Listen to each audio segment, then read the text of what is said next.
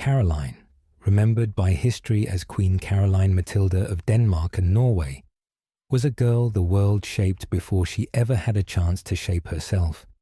She was born without a father, raised in the shelter of her mother's strict and quiet love, and sent across the sea at 15 to marry a king she had never met. A king, as it turned out, that no one had properly warned her about. She arrived in a foreign land with a borrowed language and a borrowed crown, and she tried, as honestly as she knew how, to be the queen she had been told she must become. And for a little while, in the company of a man who saw her not as a political arrangement, but as a person worth knowing, she came close to something that felt like happiness.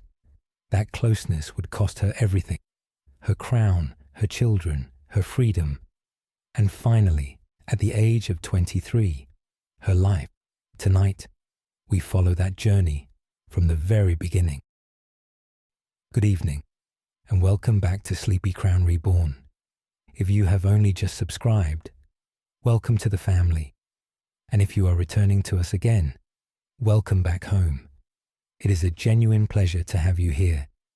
Tonight, make yourself comfortable. Lower the lights a little. Let your shoulders settle, and allow the events of the day to grow a little more distant with each passing moment. There is nothing you need to attend to right now. There is nowhere you need to be. The only thing waiting for you this evening is a story, told slowly and told with care, as all the best stories should be. Over the next few hours, we will share the calm and complete life of Queen Caroline Matilda of Denmark and Norway.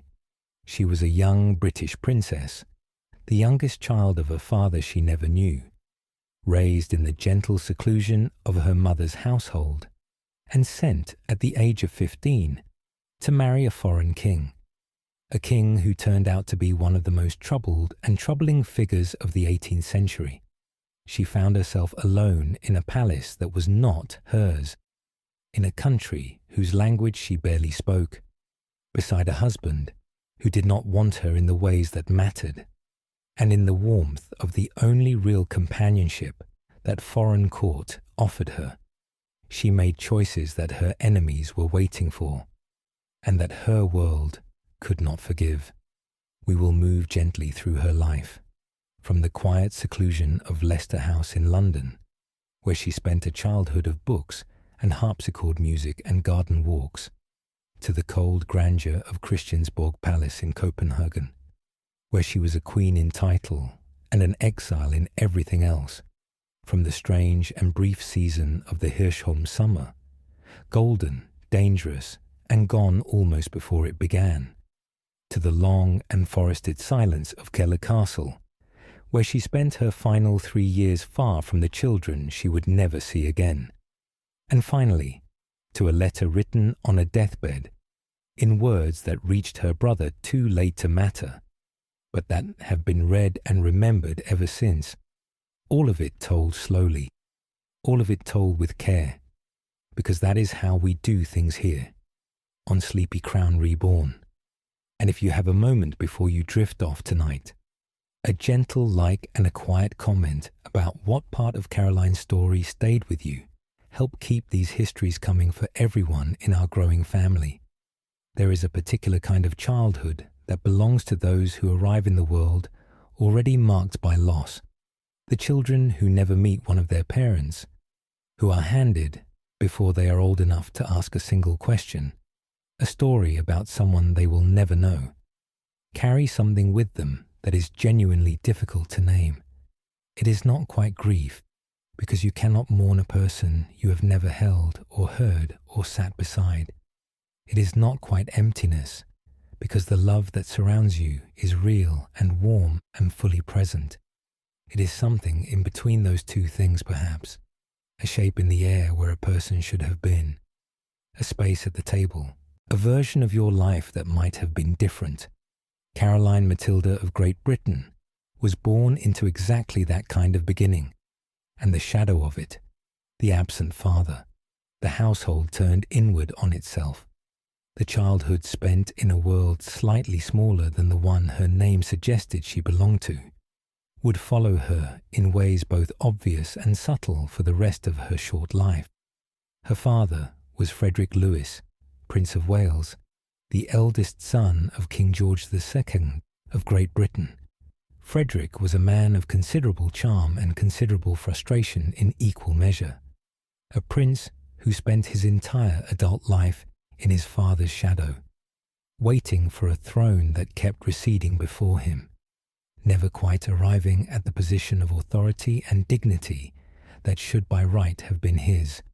He and George II had quarrelled for years, their relationship marked by a mutual antipathy that went beyond the usual friction between fathers who hold power and sons who are waiting to inherit it. The quarrel had become, over time, something like an open institution, a running public feud that the English court observed with a mixture of discomfort and resigned familiarity. Things had grown bad enough that George II had, at one point, formally banished Frederick and his wife from their apartments in the royal palace and sent them to live at Leicester House, a fine and substantial aristocratic townhouse in Westminster, separated from the court that Frederick was supposed one day to lead. This was not a small humiliation. Leicester House was comfortable and well appointed, but it was not St. James's Palace, and everyone who mattered knew the difference. Frederick had been pushed to the margins of the world he was supposed to stand at the centre of, and the push had been public enough that no one could pretend it had not happened. And so Frederick and his wife, Princess Augusta of Saxe-Gotha, made the best of Leicester House. They built their own world there, a household of children, books, music, intellectual conversation, and domestic warmth, turned somewhat inward by necessity and sustained by genuine affection. Augusta had come to England as a young woman of 17, and the story of her arrival is one of those small human details that tends to stay in the mind. She had been clutching a doll on the boat, which is perhaps the most honest summary of what it felt like to be a teenage girl dispatched from home to marry a foreign prince. She and Frederick had, over the years, found in each other a partnership that was warmer than many royal marriages of the era. They had 9 children together. Their household, despite the political embarrassment of its location, was by most accounts genuinely loving. Frederick died on the 31st of March, 1751. He was 44 years old. The cause was a burst abscess in his lung, a sudden and violent end that caught the court and his family almost entirely by surprise. He left behind his wife, 8 living children ranging from their teens down to infancy, and an unborn child whose existence he had known about, but whose face he would never see. That unborn child was Caroline Matilda.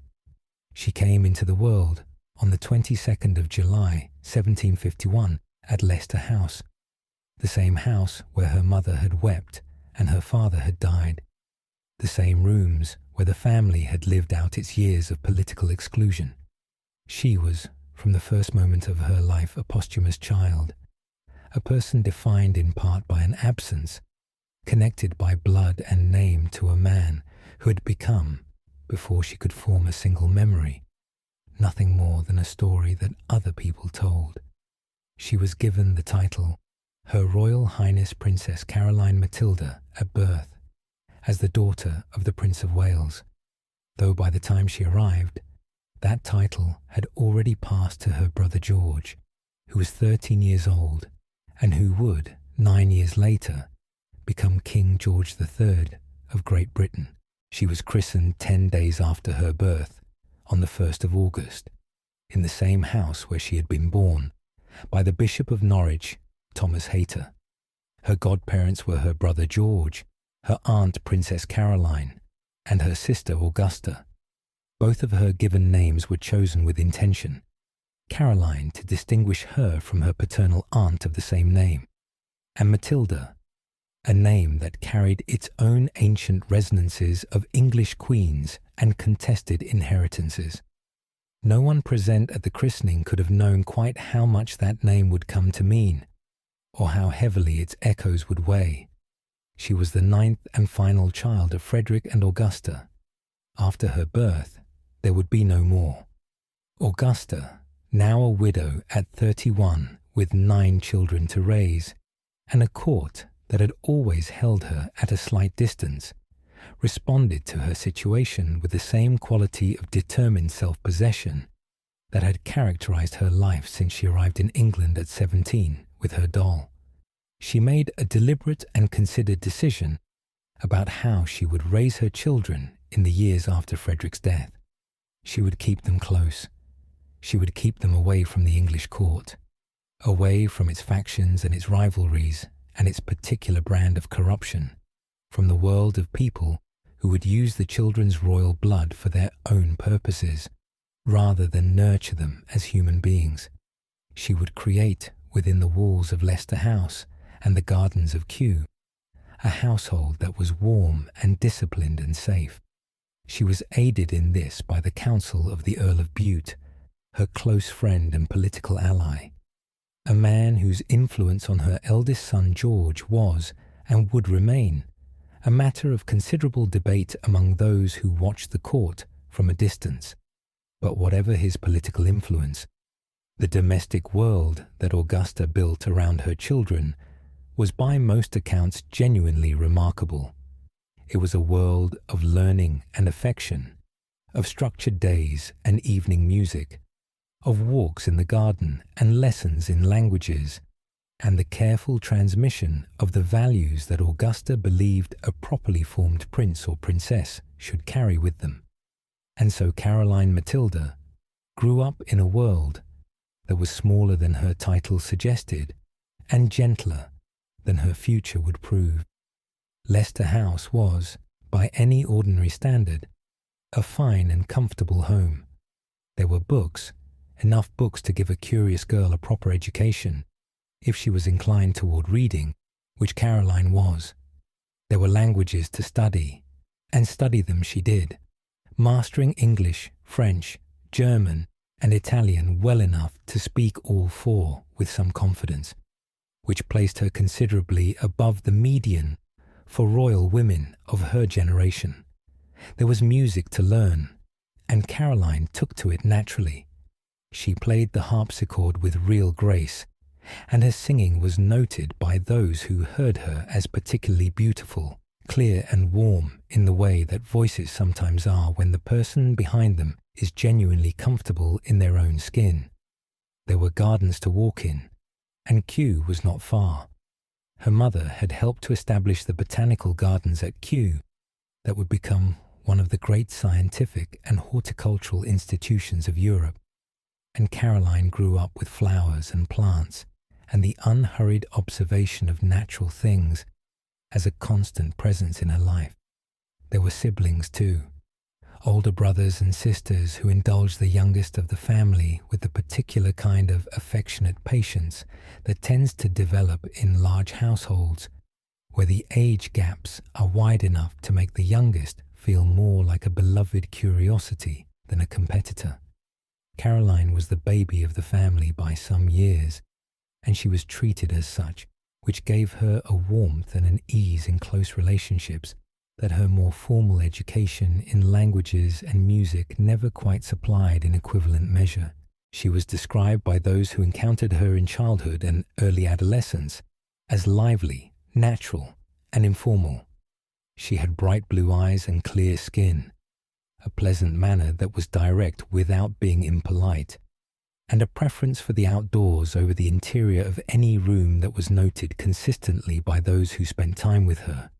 She liked horses, she liked gardens, she liked walks taken at a pace that suggested genuine interest in what was around her, rather than the decorative promenading that was the expected mode for young women of her rank.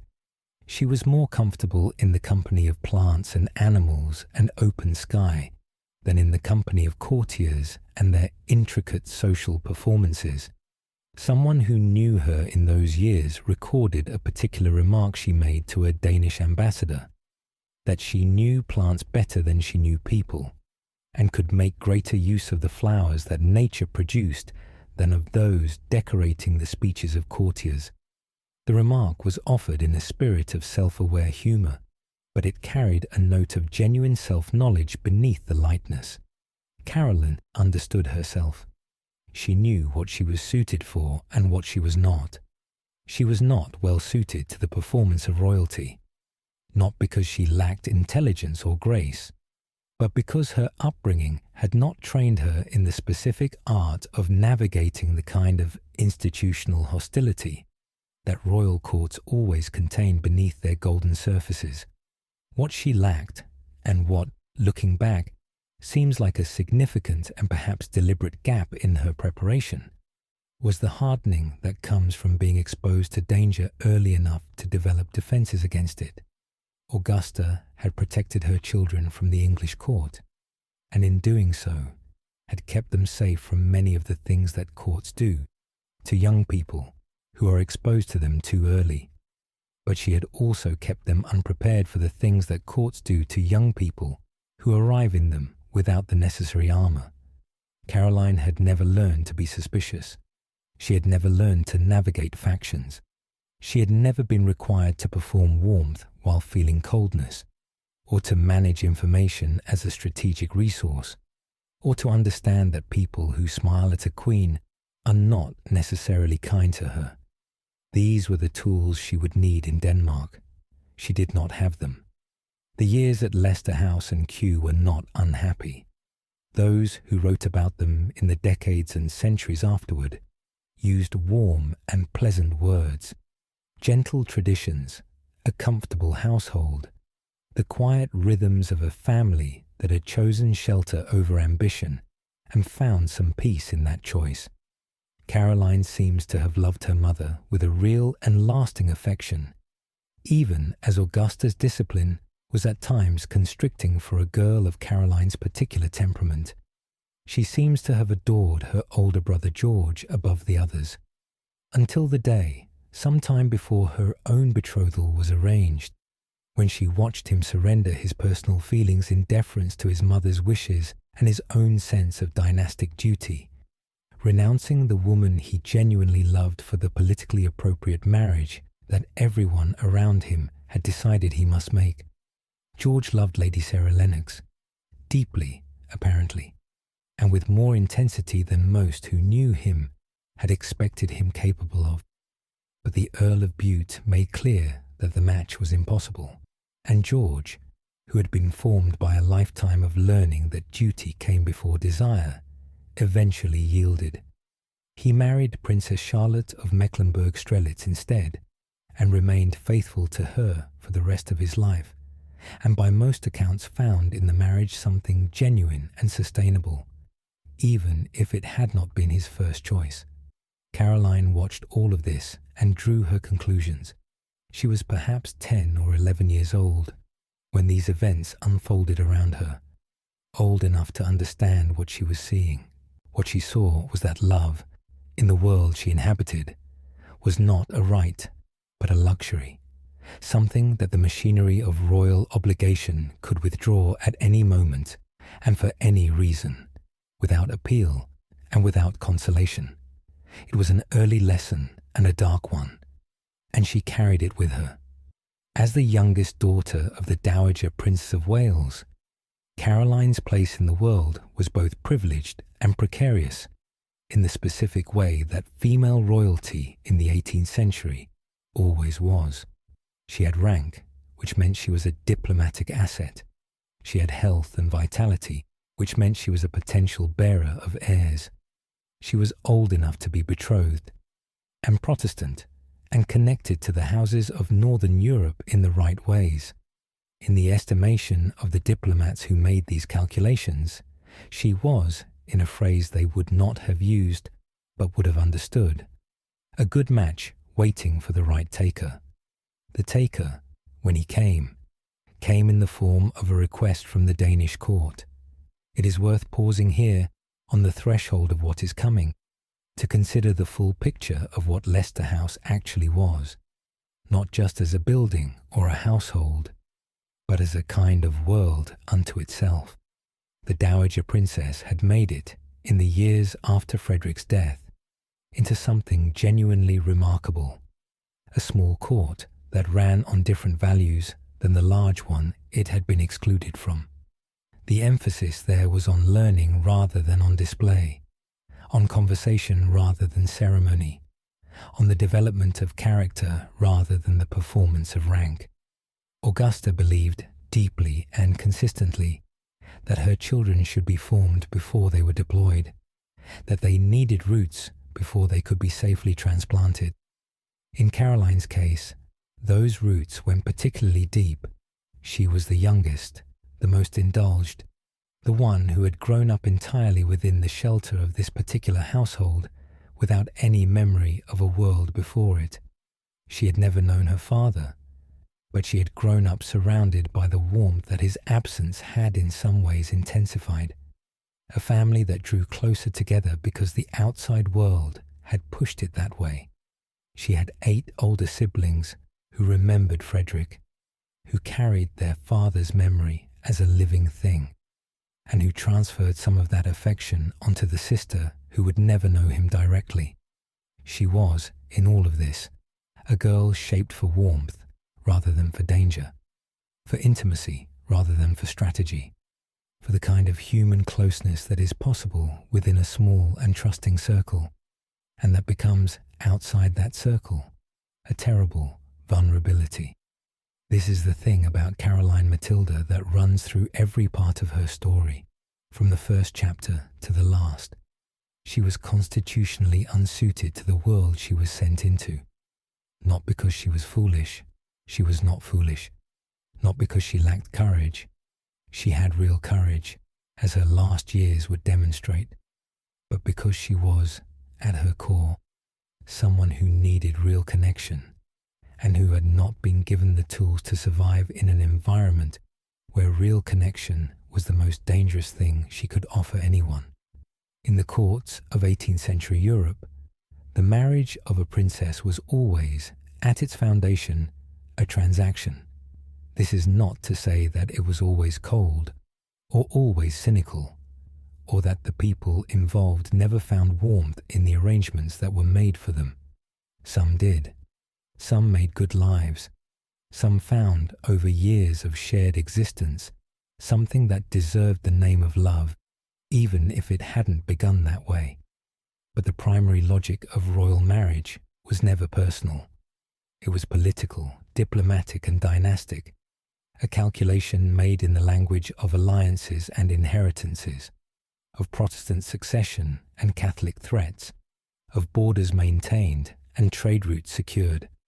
The emotions of the people whose bodies and futures were being arranged were a secondary consideration at best. The arrangement that would determine the entire course of Caroline Matilda's life began not with her, but with her older sister.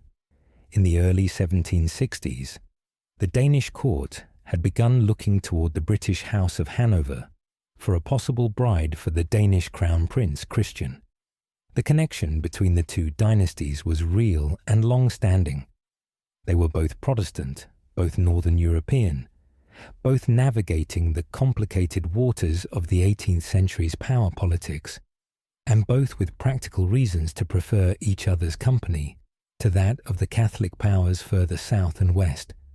A marriage between the Danish heir and a British princess made good diplomatic sense, and the Danish court was prepared to invest the necessary time and diplomacy to make it happen.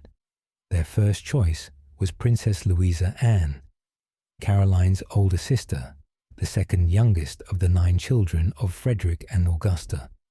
Louisa was described by those who encountered her as gentle and carefully educated, pleasant in her manner and appropriate in every visible respect for the role being contemplated.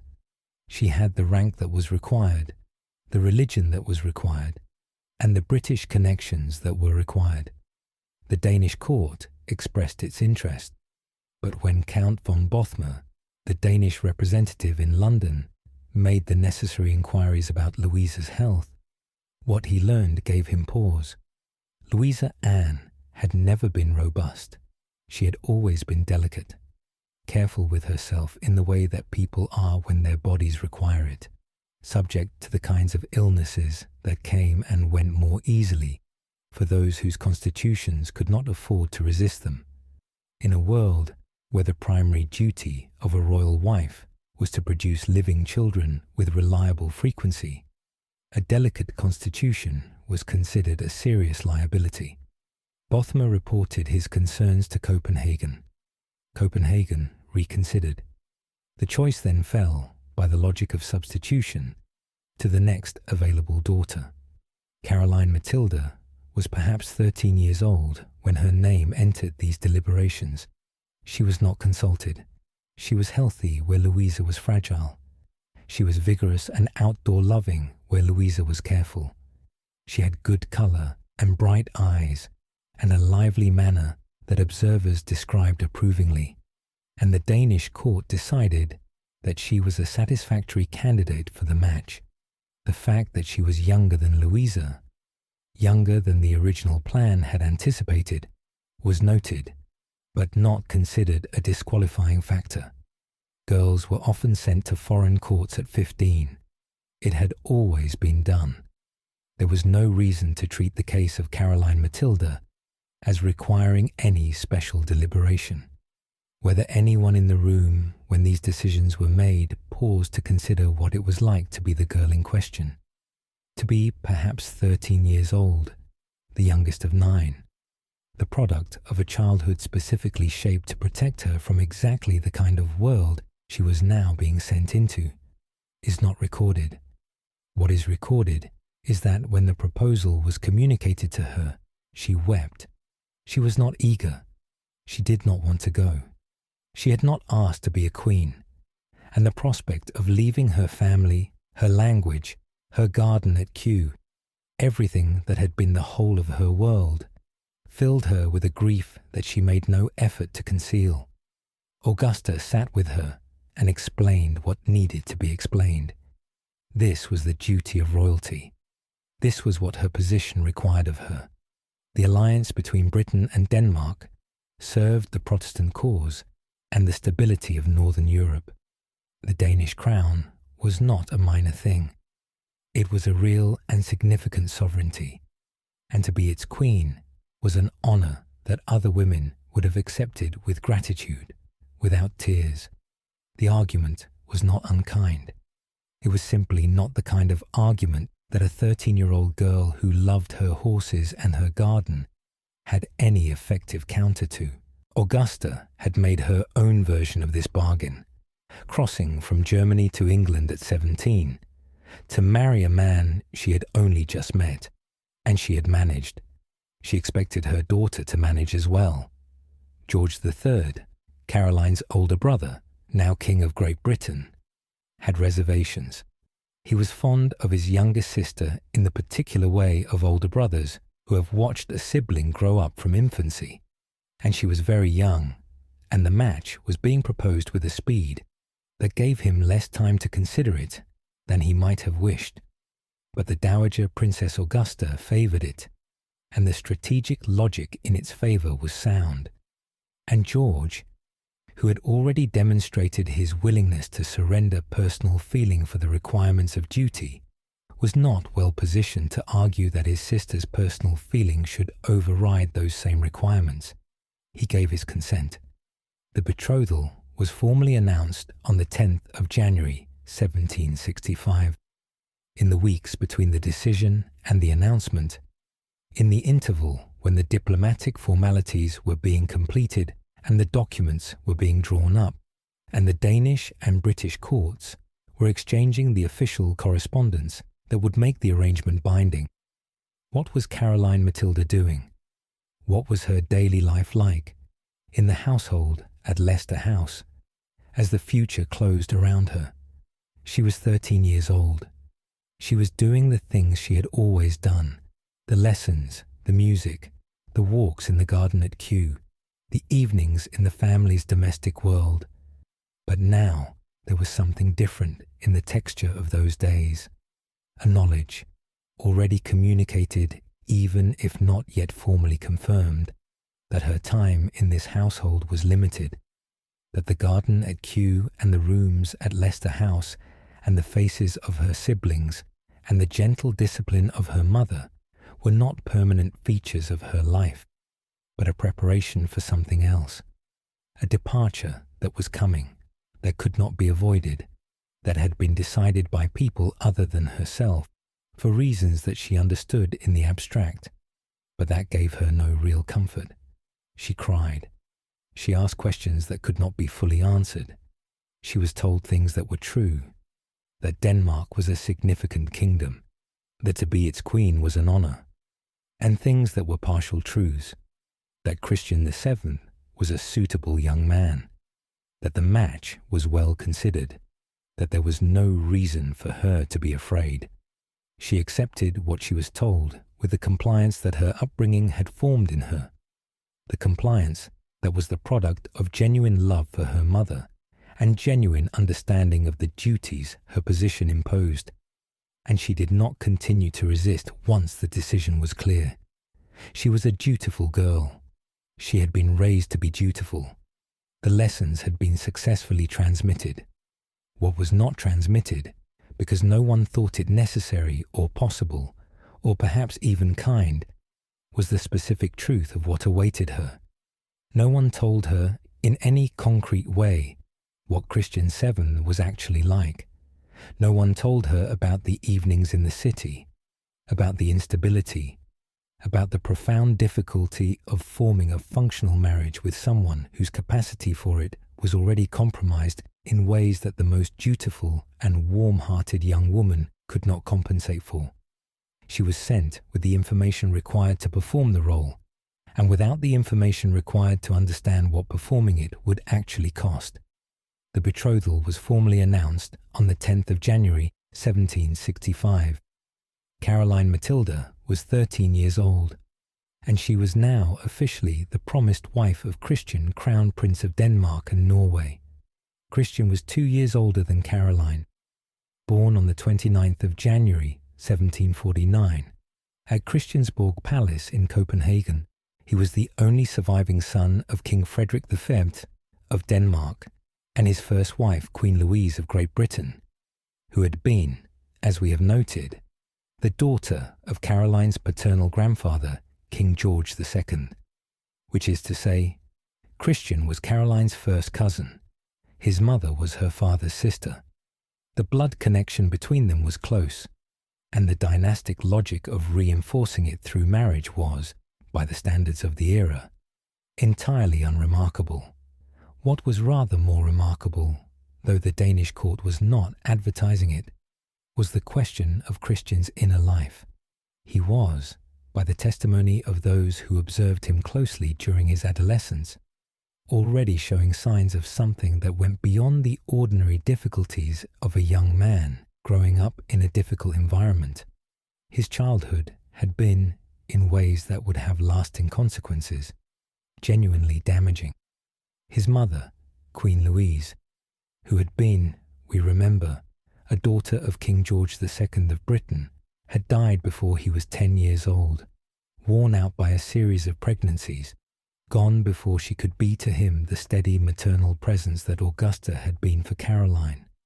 His father, Frederick V, had responded to his grief, or more accurately, had failed to respond to it, by drinking with increasing dedication, by seeking the company of women whose relationship to him was purely transactional, by retreating into pleasures that his position made easily available and that his character made it impossible to resist.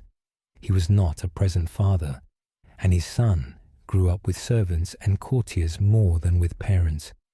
The man assigned to educate the young prince, a tutor named Reventlow, believed that the proper method of forming a future king was through severity so extreme that it amounted, by the standards of most observers, to cruelty. He beat the boy. He humiliated him. He trained into Christian a relationship to pain and submission that was, from the perspective of the child's developing sense of self, profoundly disordered. The Swiss tutor Reborn, who joined the court in 1760 to teach the prince French and geometry, was horrified by what he found and tried to undo some of the damage with gentler methods. But he arrived, as he acknowledged himself, too late. The boy had already been shaped in ways that gentleness alone could not reshape. What emerged from that childhood was a young man of real intelligence, capable of charm and of genuine interest in ideas, but fundamentally unstable in his relationship to other people and to the ordinary requirements of his position. He could not settle. He could not be still. He formed intense attachments to particular favorites, young men of the court who fed whatever in him needed to be fed, in ways that those close to him understood without openly discussing. He spent nights in the city in ways that the court tolerated because the alternative was to confront what he was doing and why. He tested his body in strange and troubling ways, seeking out pain, seeking out rough treatment, as though hardening himself against sensation was a form of self-protection rather than a form of self-harm. He was 17 when he became King Christian VII in 1766, on the death of his father Frederick V on the 14th of January of that year, and he was 17 when he married Caroline Matilda. Before we follow Caroline to the proxy marriage itself, it is worth pausing to consider how the Danish court presented Christian Louis VII to the world during this period, because the gap between the official presentation and the private reality was, even by the standards of royal courts, extraordinary. Publicly, Christian VII was a young king of some promise. He was intelligent, genuinely, observably intelligent, and in his better moments he could be charming, curious, and engaging in ways that gave those around him genuine cause for hope.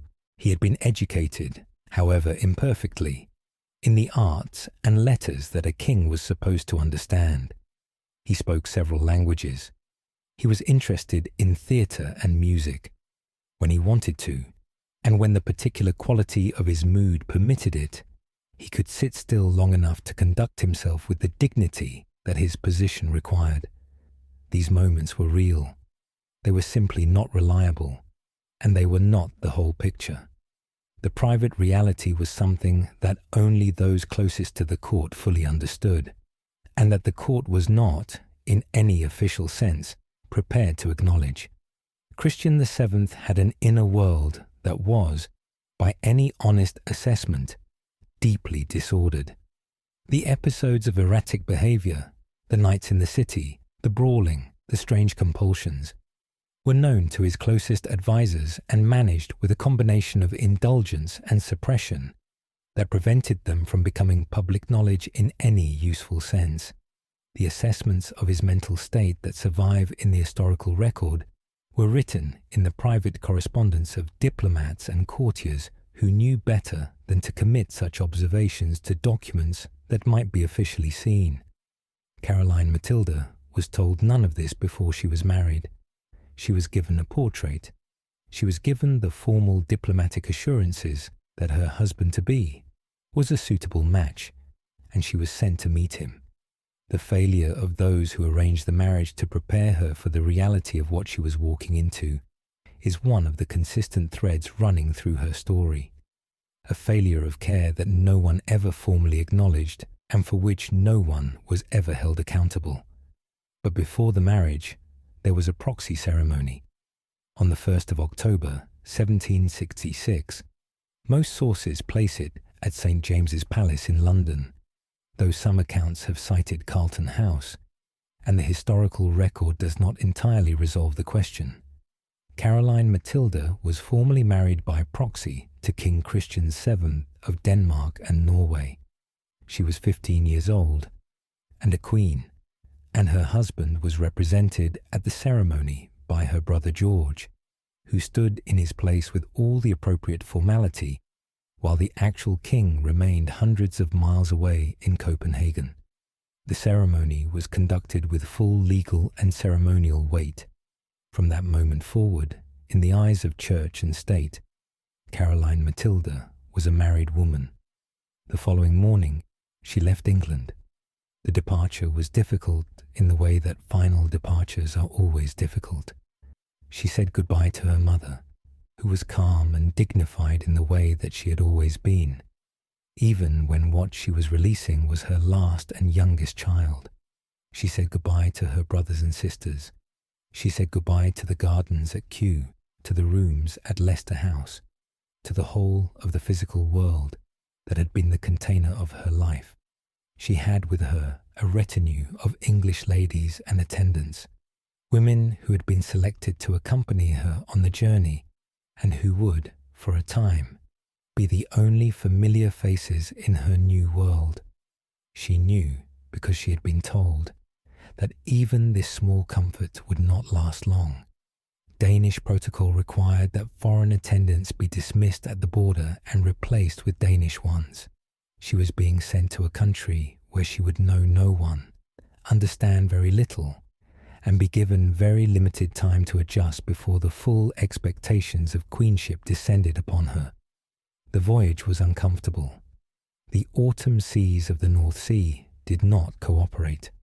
Her ship did not reach Rotterdam until the 11th of October, 10 days after she had set out, during which the weather made progress slow and the crossing unpleasant.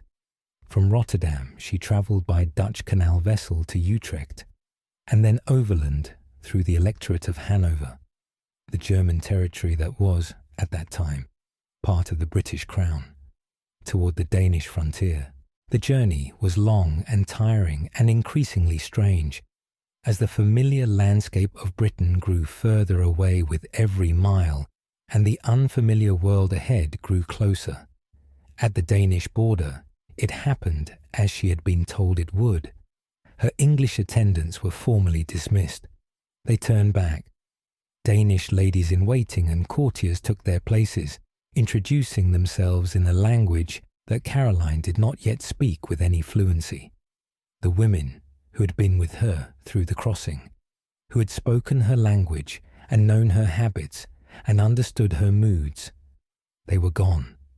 Caroline Matilda continued forward. She arrived in the vicinity of Copenhagen on the 8th of November 1766. The formal meeting with her husband-to-be in person took place at Roskilde, the ancient cathedral city located about 20 miles south of the capital, where Christian VII came to receive her. He was 17 years old, slim and quick in his movements, with an energy that could be read as vitality or as agitation depending on how closely one was watching. He had been shown a portrait of Caroline some time earlier, painted during the period of her tears and her reluctance, and it had apparently not been entirely flattering. In person, he found her considerably more appealing than the portrait had suggested. He noted her blue eyes and her clear complexion, her pleasant expression and her quiet dignity. He kissed her hand and her cheek, helped her into her gilded carriage, and sat beside her for the journey to Copenhagen. It was a gesture of warmth that those who observed it found encouraging. That evening, in the chapel of Christiansborg Palace in Copenhagen, they were married in person. The ceremony was conducted with all the grandeur that the Danish court could assemble.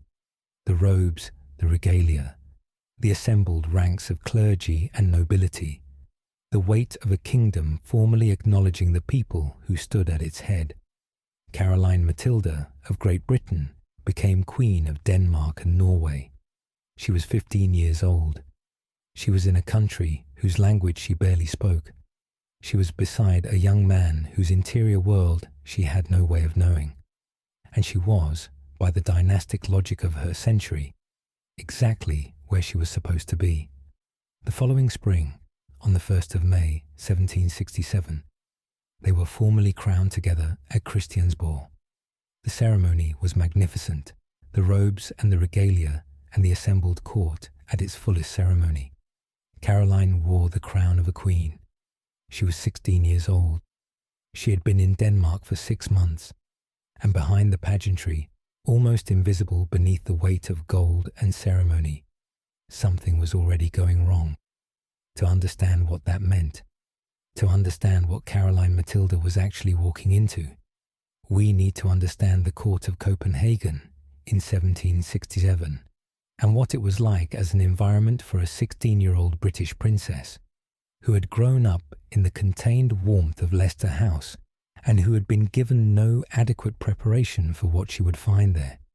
The Danish court was, in many respects, a court like any other European court of its era, ornate, status-conscious, governed by protocols that had the force of law and by factions that operated in the spaces between those protocols. The nobility had their positions and their priorities. The servants had their hierarchies. The court ladies had their alliances and their antagonisms, all of it invisible to an outsider and all of it enormously consequential for anyone who had to navigate it every day. For Caroline, who arrived speaking Danish poorly, if at all, who had no allies, no experience of court politics, and no ability to read the rooms she had been placed into, the court was not simply unfamiliar. It was, in a very practical sense, hostile, not out of malice toward her specifically, but out of the simple indifference of an institution that had been functioning before she arrived and would continue to function in whatever way served its existing interests, regardless of what she needed. She was also, from the very beginning, a figure onto whom the court's existing anxieties about Christian 7 were projected. The court was desperate for the marriage to work, desperate for an heir, desperate for some stabilizing influence on a king whose behavior was becoming increasingly difficult to manage. The pressure on Caroline to somehow fix what was wrong with the marriage, to provide what Christian needed, to produce the stability that everyone around them was counting on, was immense, and it was placed on her without any acknowledgement that fixing a marriage requires two people, and that one of those people, in this case, was not in a position to be a functional partner to anyone. The first person in Denmark who truly mattered to Caroline Matilda was not her husband. It was a woman named Louise von Plessen. Madame de Plessen, as she was known at court, held the title of Overhofmesterinde, the senior woman in the Queen's household, responsible for managing her domestic arrangements, advising her on court protocol, and serving as her primary guide through the complex social landscape of the Danish court. She was older than Caroline, formal in her manner, and deeply invested in the standards of behavior and dignity that she believed a queen should embody. She was, in many respects, exactly what a 15-year-old queen in a foreign court needed, a steady, knowledgeable presence who understood the rules of this world and was prepared to teach them. The two women formed a genuine and lasting bond. Caroline found in Plessen a kind of steadiness and loyalty that she wasn't finding anywhere else in her new environment. Plessen reminded her, she is said to have told those close to her, of her own mother, formal and exacting on the surface, but genuinely caring beneath the discipline. For a girl so recently separated from everything she knew, so completely alone in a court that was not yet hers and might never truly become hers, that echo of maternal warmth was not a small thing. It was, in the immediate months after her arrival, almost everything. But Plessen's influence was not uncomplicated, and the advice she gave, however well-intentioned, played a significant role in worsening the one relationship that mattered most. The marriage between Caroline and Christian 7 had not found its footing in those early months. Christian was not indifferent to his wife in the way that some royal husbands were. He had shown some attention and warmth at their initial meeting, and the first weeks had not been entirely cold. But he was not consistent. He drifted back, with some regularity, toward the habits and the company that had characterized his life before the marriage. His evenings with his male favorites, his rounds of the city at night, the entertainments that moved through the darkness and into the early mornings, and that did not involve his wife in any way. The distance between them grew. Plesson's advice, offered with the best of intentions, made things considerably worse. She counseled Caroline to assert herself in the relationship, to demonstrate to Christian that her favor was not something he could take for granted, that access to his wife was her prerogative to grant or withhold as she chose. She suggested that Caroline make herself somewhat difficult to reach, on the theory that a prize made harder to obtain would be valued more highly. The logic was, in a certain light, reasonable. It was the kind of advice that a woman of Plesson's generation and experience might give to a young wife who was struggling to establish her position in a difficult marriage. It was entirely wrong for this particular situation. Christian Seventh was not a man whose desires operated on the straightforward calculus of pursuit and value. He was not the kind of person who, finding a door closed against him, would feel an increased longing and return with greater devotion. He was a man for whom intimacy itself was frightening in ways that his outward behavior disguised, but could not fully conceal. When Caroline locked the door, he did not come back more eagerly. He went somewhere else instead, and he went there with increasing frequency and decreasing concern for what anyone thought about it. The deeper problem, as we have already seen, was Christian himself, and the disorder already well established within him long before Caroline arrived. By the time of his marriage, he was showing signs that went beyond the ordinary difficulties of a young man in a position that felt too large. He sought out physical confrontations, brawling with night watchmen in the city, engaging in rough play with his courtiers that had a troubling quality to it, submitting himself to physical treatment whose meaning those around him preferred not to examine too closely. He moved between states of animation and complete detachment with a speed that left observers struggling to reconcile the person they were watching with the position he occupied. His mother had died before he was 10. His father had drunk himself into an early grave. His tutor, Rowentlow, had beaten him into a damaged compliance. The Swiss teacher, Reverdil, had tried to reach him with kindness in 1760, but had arrived too late to undo the foundational harm.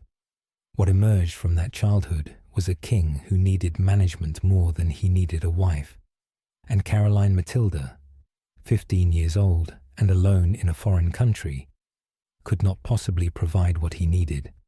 There is a particular quality of isolation that comes from being the one person in a large institution who is not a proper participant in it, who moves through all the right spaces, performs all the required functions, but is never genuinely inside the life of the place.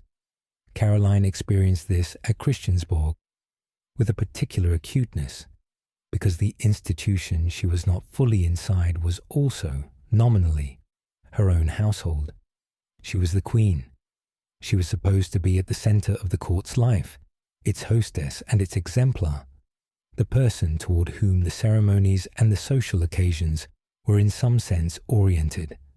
But the actual center of the court, the place where its real energies were concentrated, was wherever the king was, and the king was rarely where Caroline was. He was with his male favorites, in his own apartments, in the city, on the road. The court organized itself around his presence and his whims, not around the queen who was nominally its mistress, and Caroline found herself in the strange position of being formally central and practically marginal simultaneously. The ladies of her household were pleasant enough in the main.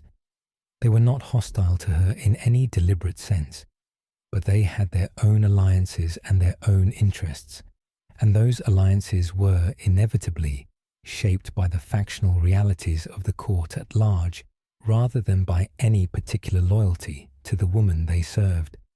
They observed what was happening to the marriage. They drew their conclusions. They positioned themselves accordingly. The servants were a different matter. Some of them showed genuine warmth toward the young foreign queen who walked through her own palace, looking more like a visitor than a resident. But warmth from servants, however real, was not what Caroline needed. It was not a substitute for the human connection she was looking for. The equal engagement, the reciprocal relationship, the sense of being genuinely known by someone who chose to know her. She was a woman who needed that kind of connection to function at her best. She had grown up in a household defined by it. She had never been required before Copenhagen to live without it for any extended period. She was discovering, in those first years, what it cost to be deprived of something that has always been there. Despite everything, the marriage eventually produced what the Danish succession required. After considerable anxiety at court, and after quiet interventions that included advisors writing love letters in the king's name, in the hope that the gesture might produce the necessary closeness, Caroline became pregnant. On the 28th of January, 1768, at Christiansborg Palace, she gave birth to a son. The child was healthy and male, and the court expressed its collective relief. He was named Frederick, Crown Prince of Denmark and Norway, the future Frederick VI, who would one day reign for more than 30 years. He was baptized 2 days later. Caroline was 16 years old. The birth of an heir, which in a healthier marriage might have been a moment of warmth and consolidation, was in this one almost immediately followed by a retreat. Christian, having done what the succession required, returned to his preferred habits. He had a favoured courtesan known as Støvlet Catherine, and he visited the brothels of Copenhagen with a regularity that the court noted, and the public gradually came to know. He did not pretend to be a devoted husband. Caroline, 16 and a new mother, found herself more alone than she had been on the day she arrived. In the spring of 1768, the last of her real allies at court was taken from her. Conrad Holck, one of the king's closest favourites, had long worked to remove Madame de Plessen, who he regarded as an obstacle to his own influence. He succeeded. Plessen was exiled from the court. She left Copenhagen. Caroline Matilda, who had depended on her more than she perhaps should have, found herself without the one person who had felt like solid ground. She refused the first replacement proposed to her, suspecting with good reason that the woman had been part of the scheme against Plessen. She eventually accepted a second option, a lady named Margrethe von Lure, but the role Plessen had filled was not simply a formal one, and no formal appointment could reproduce the relationship that had been. There was another dimension to the early years of the marriage that is worth exploring with some care, because it concerns the specific social world that Caroline inhabited at Christiansborg Palace in those first years, a world that was in many ways designed to contain and observe rather than to support and include. The court of Christian VII was not a simple institution. It was a collection of factions, each with its own internal logic, its own interests, its own set of alliances and enmities, all of them arranged around a king whose behaviour made him simultaneously an object of management and a source of power for those who could get closest to him, the people who were closest to Christian, the young men who were his companions in his evenings of excess, the advisors who had learned to manage his episodes, the courtiers whose positions depended on his favour, had a strong interest in keeping everyone else at a distance, including the Queen. Caroline was not simply isolated because she was foreign. She was isolated in part because people worked to isolate her. The removal of Plessen was not incidental. It was strategic. With Plessen gone, Caroline had no senior woman at court who was genuinely on her side, who would advise her honestly, who could navigate the factional landscape on her behalf. The replacement proposed, the woman Caroline refused, was someone who, by Caroline's own assessment, had been part of the scheme against Plessen, and whose loyalties were therefore to the faction that had just succeeded in removing her closest ally. Caroline's refusal to accept this person was, in the circumstances, the act of a woman who understood the game even if she did not have the tools to win it. The summer of her solitude, the summer of the walks in Copenhagen, of the rumours about Latour, of the long months without Plessen and without Christian, was not, in retrospect, simply a period of isolation. It was a period in which the factions were reorganizing themselves around the question of what came next. Christian would return. He would bring people with him. The court's existing structures would re-establish themselves around whatever new dynamics his return created. Caroline needed to be in a position to manage those dynamics, and she had very limited resources with which to do it. She had her intelligence. She had her genuine warmth, which the people of Copenhagen had responded to during her walks, even if the court found it eccentric. She had a son who was the heir to the throne, which gave her a formal position of importance that could not be entirely stripped away. And she had, as it would turn out, a capacity for forming genuine loyalty with the people who showed her genuine care, a capacity that had survived everything the court had done to discourage it. When Christian returned, what he brought with him was a physician who would, within the space of about a year, change everything. In May of 1768, Christian VII departed on a long tour of Europe. He did not take his wife. He did not take her even when the tour brought him to London, even when she wrote and asked to be permitted to visit her sister Louisa, who was gravely ill and who, as it turned out, would not survive the year. He refused. She remained in Copenhagen. Left to herself for perhaps the first time since her arrival, Caroline Matilda did something that startled the court. She walked, not in a palace garden, under appropriate escort, but in the streets of Copenhagen itself, on foot, among ordinary people, without the gilded carriage that convention required. Queens did not walk in the streets like ordinary women. Caroline walked anyway. She had always loved being outdoors, always preferred the direct encounter with the world to the mediated experience that the carriage represented. And perhaps, in those months, without Plessen and without Christian, the streets of Copenhagen offered something the palace could not, the sensation of being a person in the world. The city's people looked at her with curiosity and, by some accounts, a measure of warmth. The court observed and murmured. The murmuring would not stop.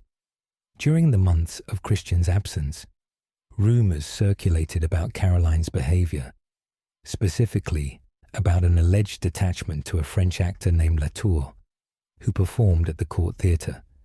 The story was almost certainly false. Latour's actual romantic connection appears to have been with one of Caroline's ladies-in-waiting, Elisabeth von Eiben, and his presence near Caroline's rooms was most likely a consequence of that relationship. When Christian returned to Copenhagen in early 1769, Latour was expelled, perhaps because the rumour alone was damaging enough to justify removal, regardless of its truth. But the whispers had started, and in a court where faction politics turned on reputation and scandal, whispers were never simply whispers. They were currency. It is worth pausing here to think about what this period, the months of Christian's long European tour, the summer alone in Copenhagen with a new baby and no Plessen, the walks in the streets, the whispers about Latour, actually felt and looked like from the inside, from Caroline's perspective. She was 17 years old. She had been in Denmark for less than 2 years. She had given birth to a child. She had lost the one friend she had made at court. She was in a country that was not hers, surrounded by people who were not on her side, in a marriage that had never worked, alone with an infant, and the attendants whose loyalty was to the institution rather than to the person, and she had no path forward that she could clearly see, and no one she could trust to help her find one. And yet she was not broken. This is the thing about Caroline Matilda in this period that tends to get lost in the drama of what comes next. She was unhappy, she was lonely, she was struggling, but she was not passive. The walks in the streets were not simply an eccentric habit. They were a form of resistance, a refusal to accept entirely the confined and mediated existence that her position was supposed to impose on her.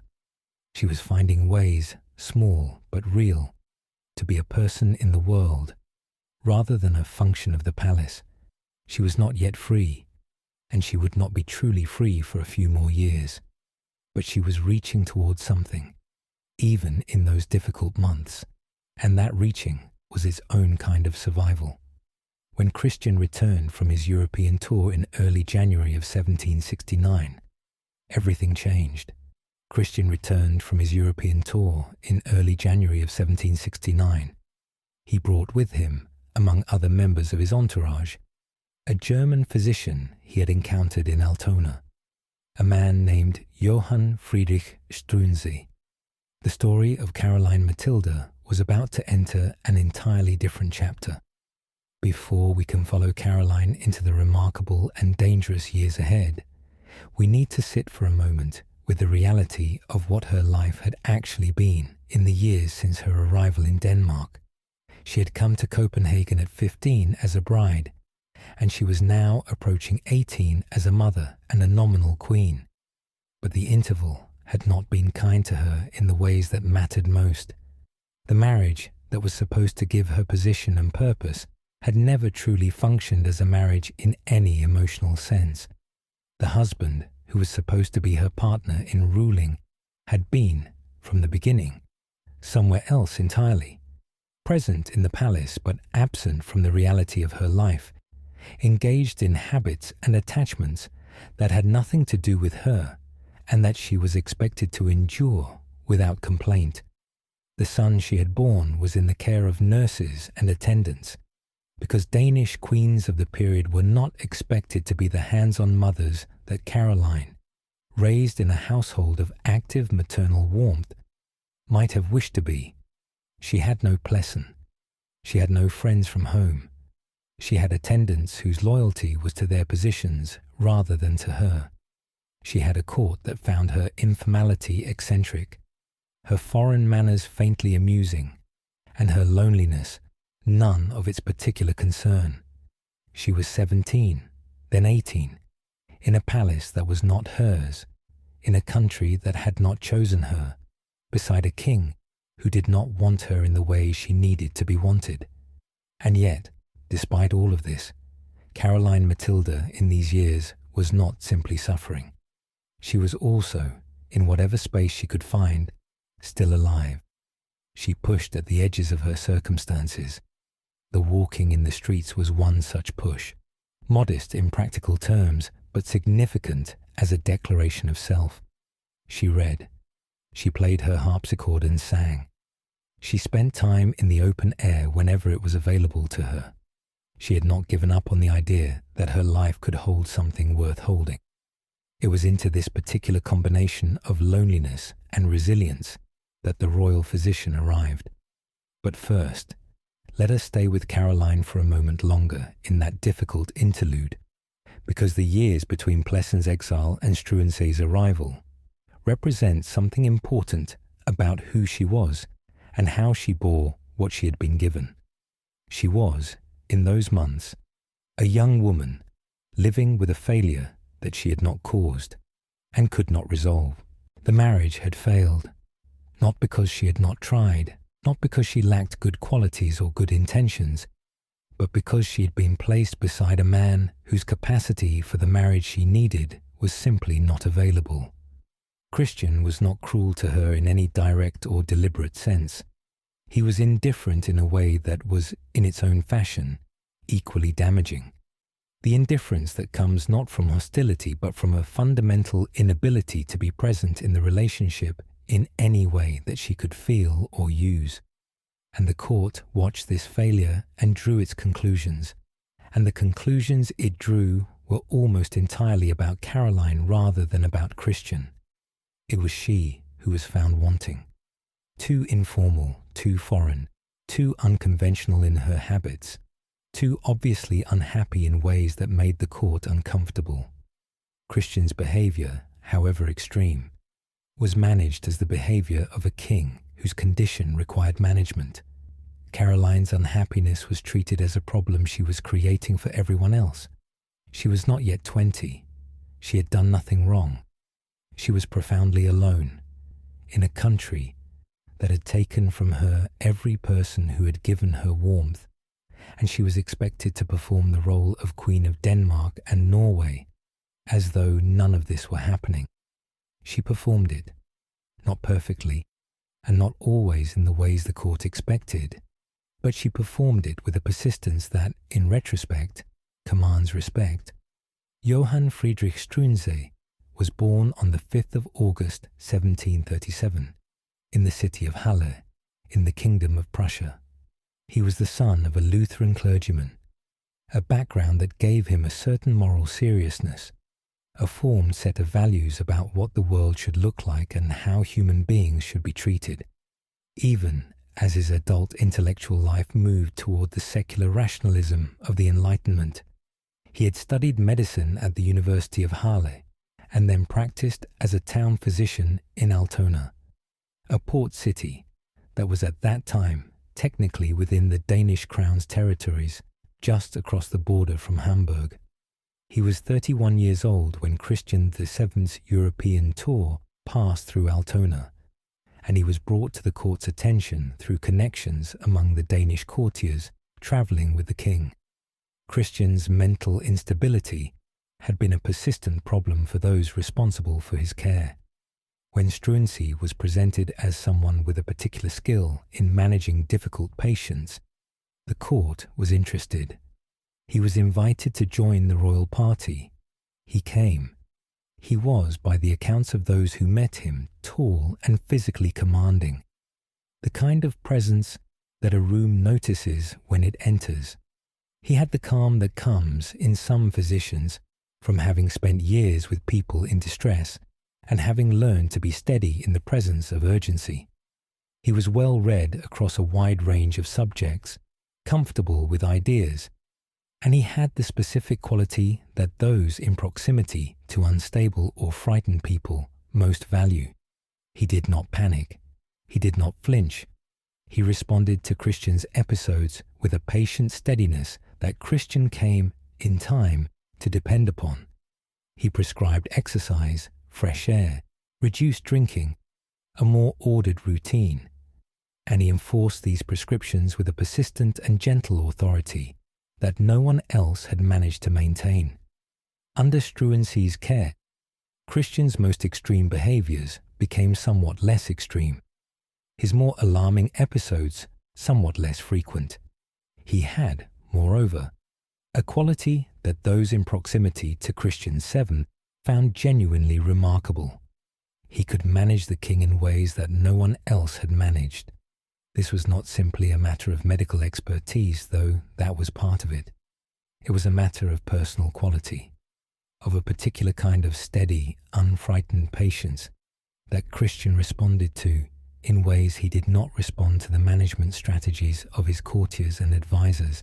The courtiers had always dealt with Christian's episodes through a combination of suppression and accommodation, covering things up, redirecting his attention, finding ways to move him from situations where his behavior was becoming too visible to situations where it could be contained. This worked, after a fashion, in the sense that it prevented any single episode from becoming a crisis, but it did nothing to address the underlying disorder. It was maintenance, not treatment, and the people who practiced it were, over time, exhausted by it, and often complicit in the behaviors they were supposed to be containing, providing Christian with the things his habits required, because denying them was more difficult and more dangerous than supplying them. Struensee approached the king differently. He had the medical framework to understand that what he was dealing with was not simple moral weakness or the ordinary excesses of a young man with too much power. It was something deeper, something that had its roots in a damaged childhood and that expressed itself through behaviors that were, in the most honest analysis, symptoms rather than choices. He did not treat the symptoms as punishable offenses. He treated them as problems to be managed through consistent, patient, practical intervention. He prescribed fresh air and exercise because he believed, and the evidence supported him, that physical activity stabilized Christians' moods in ways that confinement did not. He reduced the king's consumption of alcohol because he understood that alcohol was accelerating the episodes rather than moderating them. He established routines because routine, for someone whose inner world was as disordered as Christians, provided an external structure that partially compensated for the absence of an internal one. And he stayed, steadily, persistently present, through the episodes themselves rather than removing himself when things became difficult, which was, in practical terms, the most valuable thing he could have offered. Under Struensee's care, Christian VII became somewhat more manageable. He was never well, in any full sense of the word. He would never be well. But the most extreme manifestations of his disorder became somewhat less frequent, and the court, which had been managing him in a state of constant low-level crisis, found that it had a little more room to breathe. He was also a man of the Enlightenment in the fullest sense of the phrase, formed by the ideas of Voltaire and Rousseau, persuaded that reason was the only sound basis for governance, convinced that the privileges of the nobility were irrational impositions on the natural rights of individuals, and committed to a vision of a better ordered society that looked, from the perspective of the Danish court he was entering, distinctly radical. He had views on the freedom of the press, on the rights of rural peasants, on the proper relationship between state and citizen, that were considerably in advance of what the established order was prepared to tolerate. He did not hide these views. He considered them correct, and he was the kind of man who, once convinced of the correctness of something, found it difficult to understand why others could not simply see what he saw. Caroline Matilda did not like him when they first met. This is worth noting, because the familiar version of their story tends to rush toward the affair, investing every early moment with a retrospective warmth that the actual chronology does not support. The beginning was cold. Caroline's initial response to Struensee was one of suspicion, the response of a young queen who had learned, through several years of hard experience, to regard the king's new favourites as threats to her already fragile position, rather than as potential allies. The first change came through medicine. In the summer of 1769, Caroline fell ill with dropsy, a swelling caused by the accumulation of fluid in the body, attended by fatigue and a general lowering of vitality.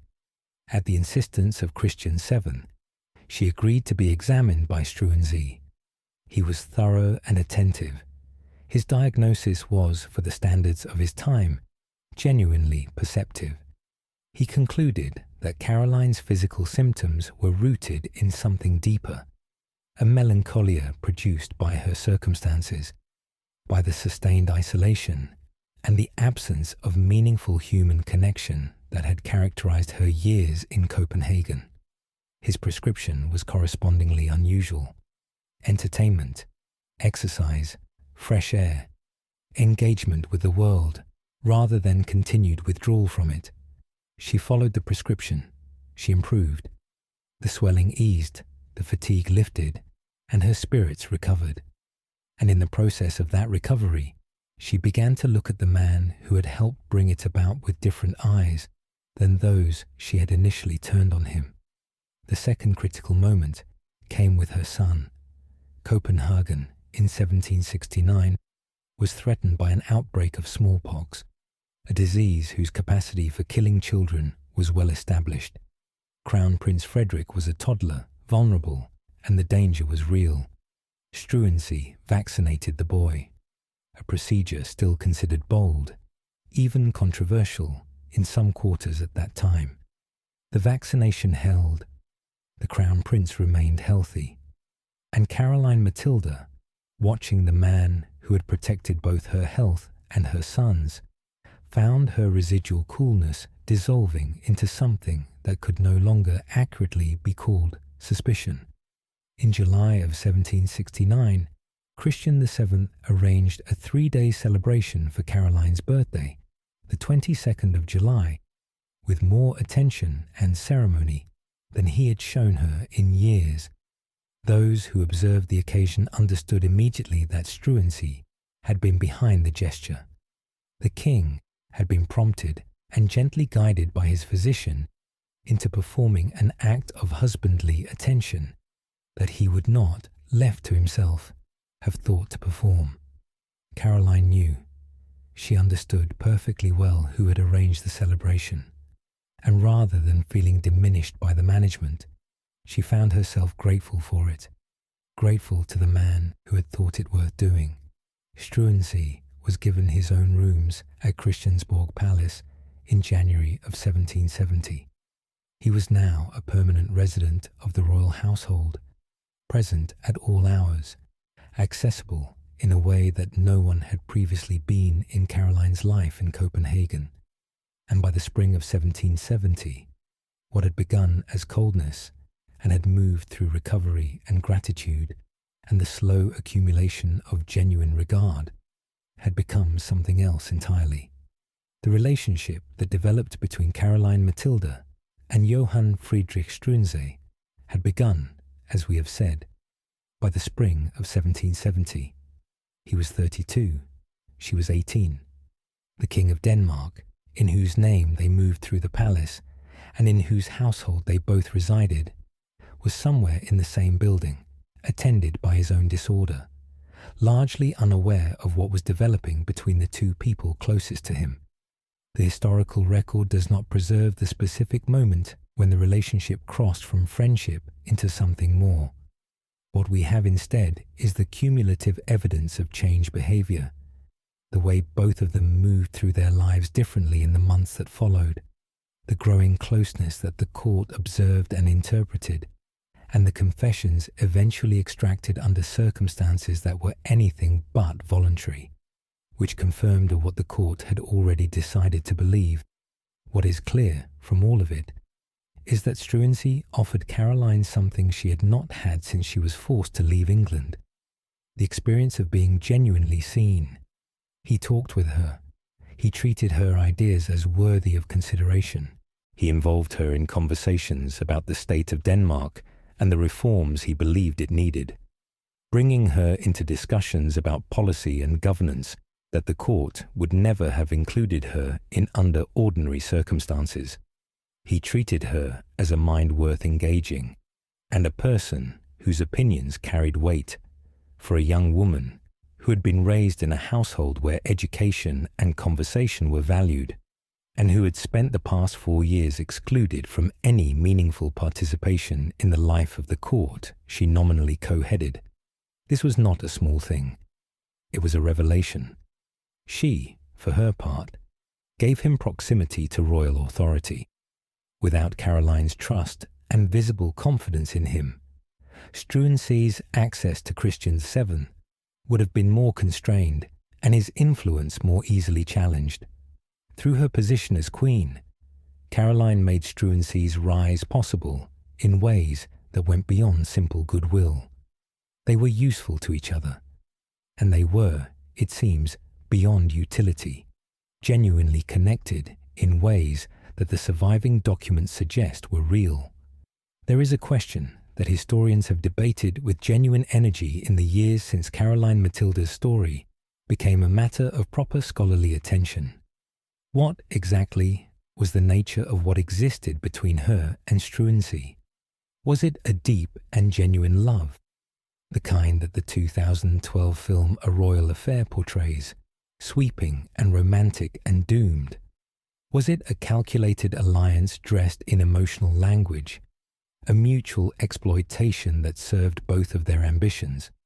Was it something in between, a real human connection, formed under unusual and pressured circumstances, that was neither pure romance nor pure calculation, but some irreducible mixture of the two? The honest answer is that we do not know and cannot know with any certainty. What we have are the confessions, both of which were extracted under circumstances that make them unreliable, as accounts of the inner lives of the people who gave them. We have the testimony of court observers who had their own interests and their own biases. We have the portraits and the letters and the administrative record. None of it gives us direct access to what Caroline actually felt. What we can say is this: she defended him. When the moment came, when the confession was placed before her and she was told that her signature on it might reduce what was done to him, she signed. She took the blame onto herself. People do not do that for arrangements. People do that for attachment. Whether the attachment was what we would call love in the fullest sense of the word is a question only Caroline could have answered, and she never had the opportunity to answer it for us. What the court saw and what it chose to see and what it chose to use, that is a different matter entirely. The court noticed, courts always notice, and the Danish court of this period was particularly attentive to anything that might prove useful in the ongoing contest between factions. There were those who had initially been willing to give the physician the benefit of the doubt, who thought his influence on the king's behaviour beneficial enough to tolerate the irregularities of his position. And there were those who had never trusted him, who found his Enlightenment politics threatening, who resented the way he spoke about the privileges of the nobility as though they were irrational impositions rather than the rightful order of things. As the relationship between Caroline and Struensee became more visible, the enemies multiplied. But in those first months of 1770 and through 1771, the enemies were still gathering their strength, and the two of them were moving through a space that felt, perhaps dangerously, perhaps fatally, like freedom. Caroline underwent a visible transformation in this period. She had always been informal, always preferred the outdoors, always been more comfortable on horseback than in a receiving room. But now the informality intensified in ways the court found impossible to overlook. She began riding through the forests of North Zealand in a manner that drew pointed comment, astride rather than in the side saddle that was the correct mode for royal women of her time. She wore riding breeches, a vest and coat, with her hair in a braid, dressed as a man might dress for a serious ride through difficult country. Struensee had encouraged this. He believed that exercise was good for her, that the constraints of formal court dress were unnecessary and harmful, and that there was no rational reason why a woman should be required to ride in a limiting fashion simply because convention demanded it. He was right on all the practical points.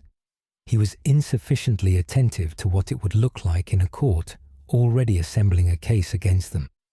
The riding through the forest deserves a moment of closer attention because it has become one of the most iconic images from Caroline Matilda's story, reproduced in films, referenced in historical accounts, consistently singled out as emblematic of something larger about who she was in those years. Think about what it actually represented. Here was a woman who had spent the last 4 years in various degrees of confinement: institutional confinement, the confinement of a failed marriage, the confinement of a court that found her informality eccentric and her emotions inconvenient. Here was a woman whose entire life since the age of 15 had been a series of restrictions on what she could do and where she could go and how she could present herself to the world.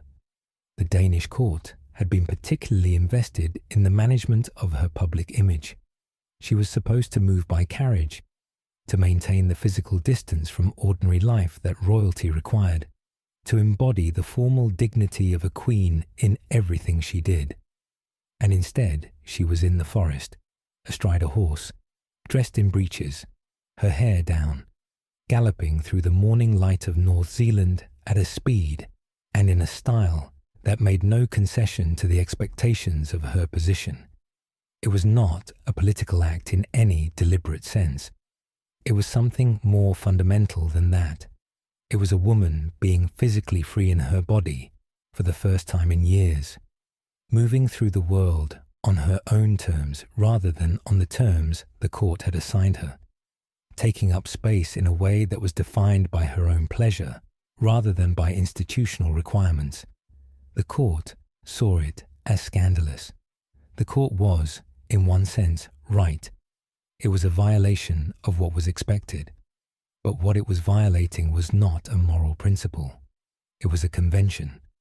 And conventions, as Struensee had been arguing in a different register in the administrative realm, are not the same thing as moral principles, however much those who benefit from them prefer to treat them as equivalent. In January of 1771, Caroline founded a new order of honour, called the Matilda-Ordenen, the Order of Matilda, intended to recognise members of the royal household and their associates.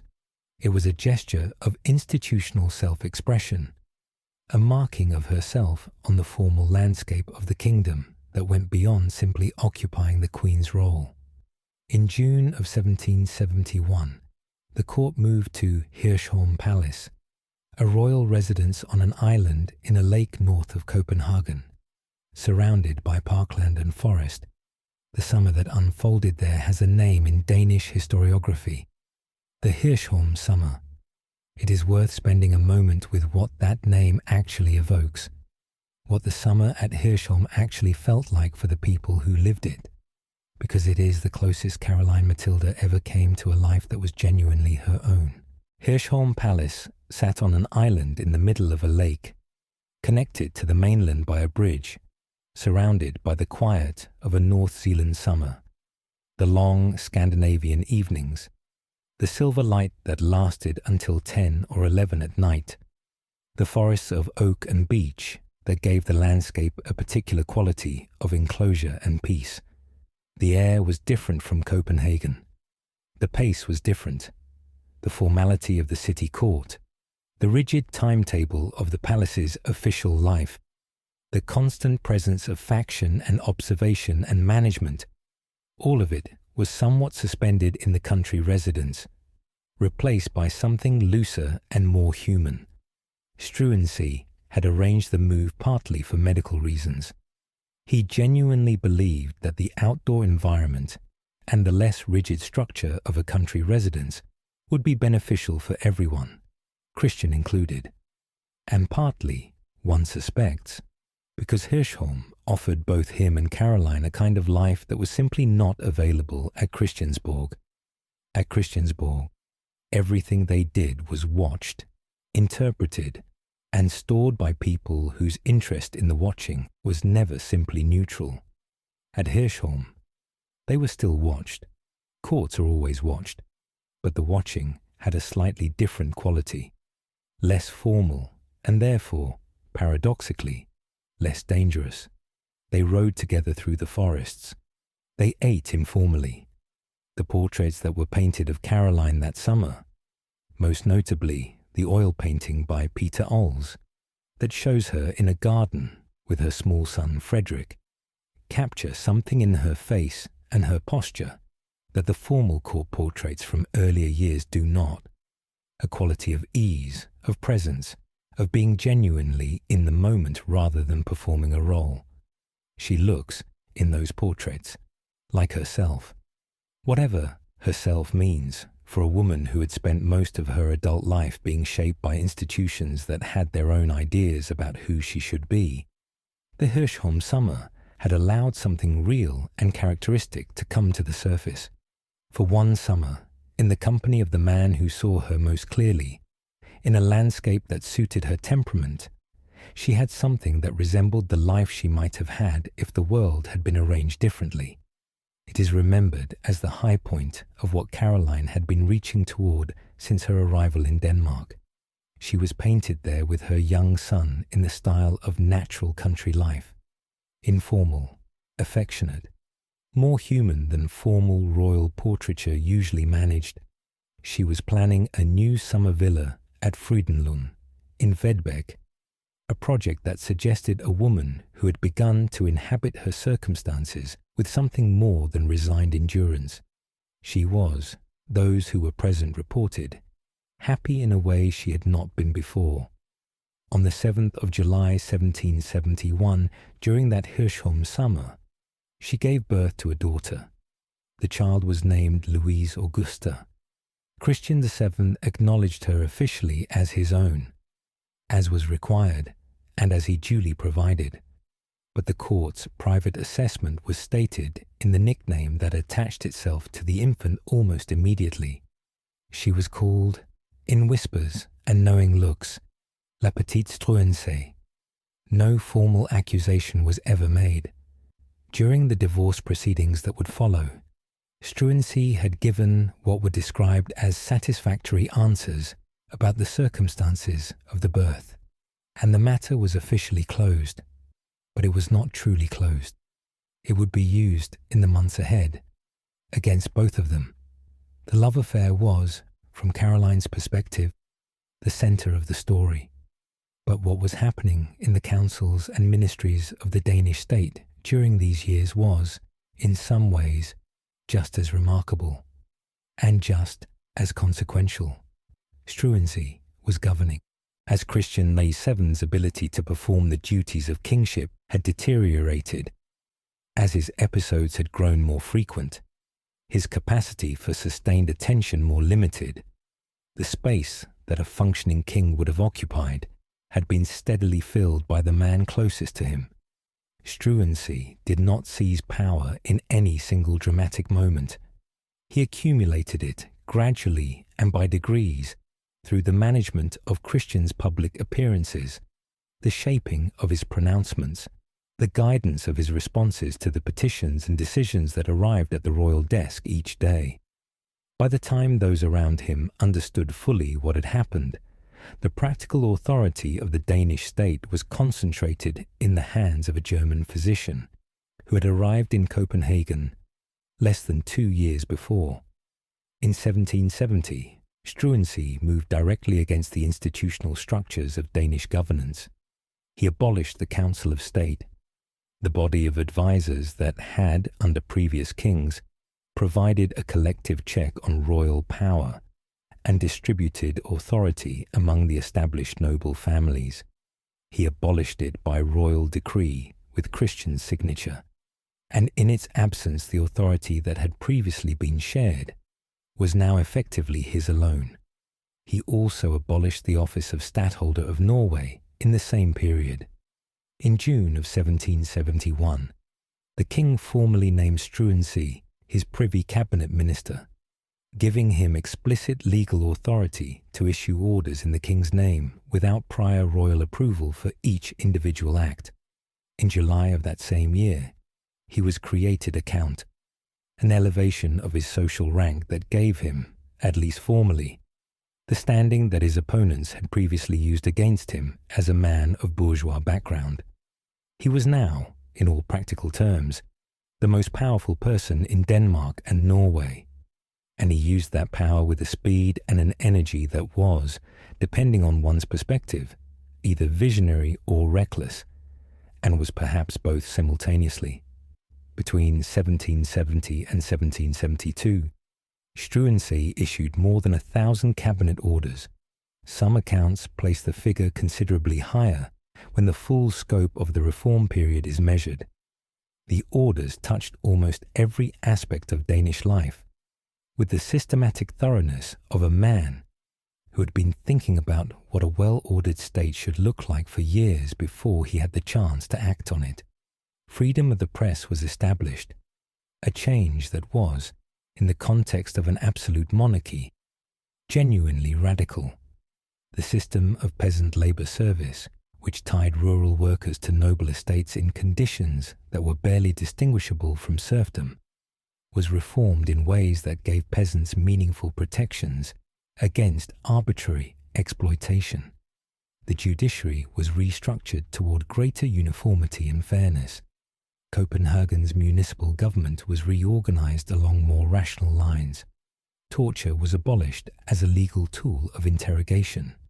The special privileges of the nobility, the exemptions and advantages that had always given the aristocracy preferential treatment in law and administration, were reduced. The rights and protections available to ordinary individuals were expanded.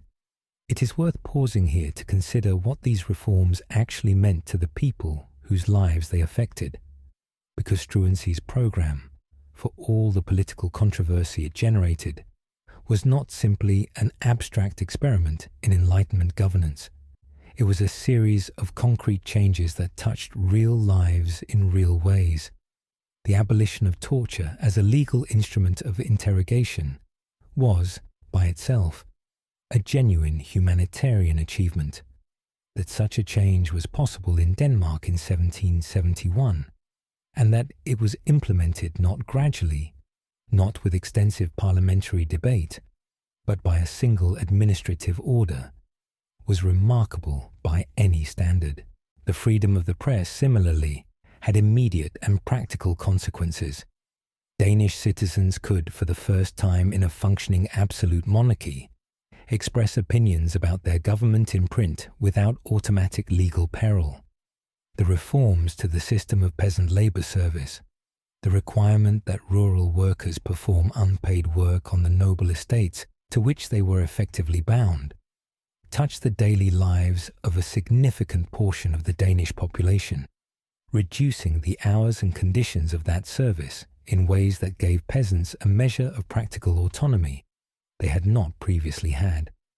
The problem, and this is the political paradox at the heart of the Struensee period, is that change imposed from above, even beneficial change, generates a particular kind of resistance that gradual change does not.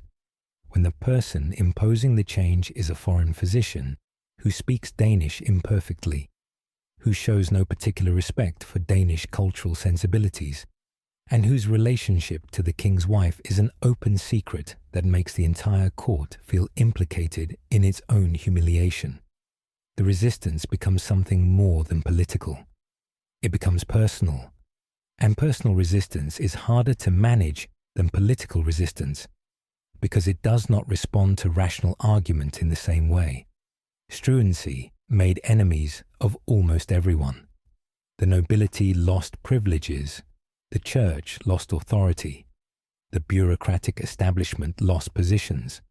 The middle class, which had initially found some of his reforms appealing, found that the pace of change and the manner of the German reformer created a dissonance that goodwill alone could not bridge. Even some of the peasants who had benefited most directly from his labour reforms found it difficult to feel warmly toward a man who had imposed those reforms by administrative fiat, rather than by any process that acknowledged their participation in the life of the country. It was, taken as a whole, a program of reform that was genuinely remarkable in its ambition and its scope. It represented the most thoroughgoing attempt in 18th century Denmark to reshape the relationship between state and people along the lines that Enlightenment thought had been arguing for. If Struensee had been a different kind of politician, more patient, more attentive to the practical need to carry people with him rather than simply issuing orders and expecting compliance, some of what he attempted might have become the foundation of a lasting transformation. But he was not patient. He was not attentive to the political need for coalition building and cultural sensitivity. He moved at the pace of his own conviction, and he showed a consistent disregard for Danish customs and Danish sensibilities that seemed, to those on the receiving end of his reforms, like contempt for everything they valued. He was German by birth and by temperament, and he spoke Danish imperfectly, and he did not particularly trouble himself to appear otherwise. He treated the traditional privileges of the Danish nobility as though they were simply administrative errors to be corrected, which from a certain perspective they were, rather than as the deeply cherished inheritance of powerful families who still had real means at their disposal. The nobility hated him. The church distrusted his secular rationalism. The bureaucrats whose positions he had restructured bore him specific personal grievances. And above all of this, there was the matter of the Queen. It is important, when thinking about the fall of Struensee and Caroline Matilda, to understand that the opposition to them was not purely moral.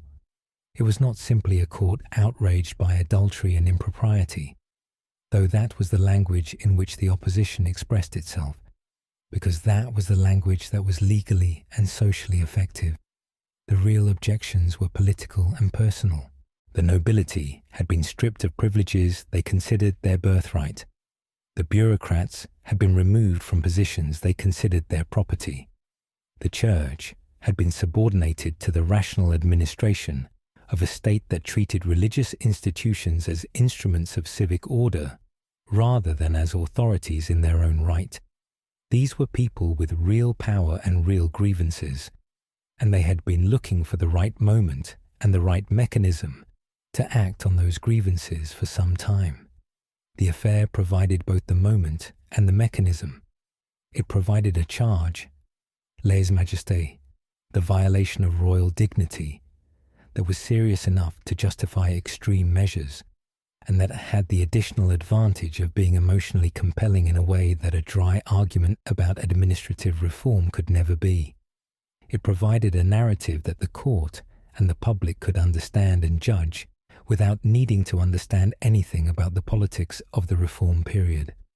And it provided a way to remove both Struensee and Caroline simultaneously, which was necessary, because removing one without the other would have left the remaining one with the means and the motive to work against the coup.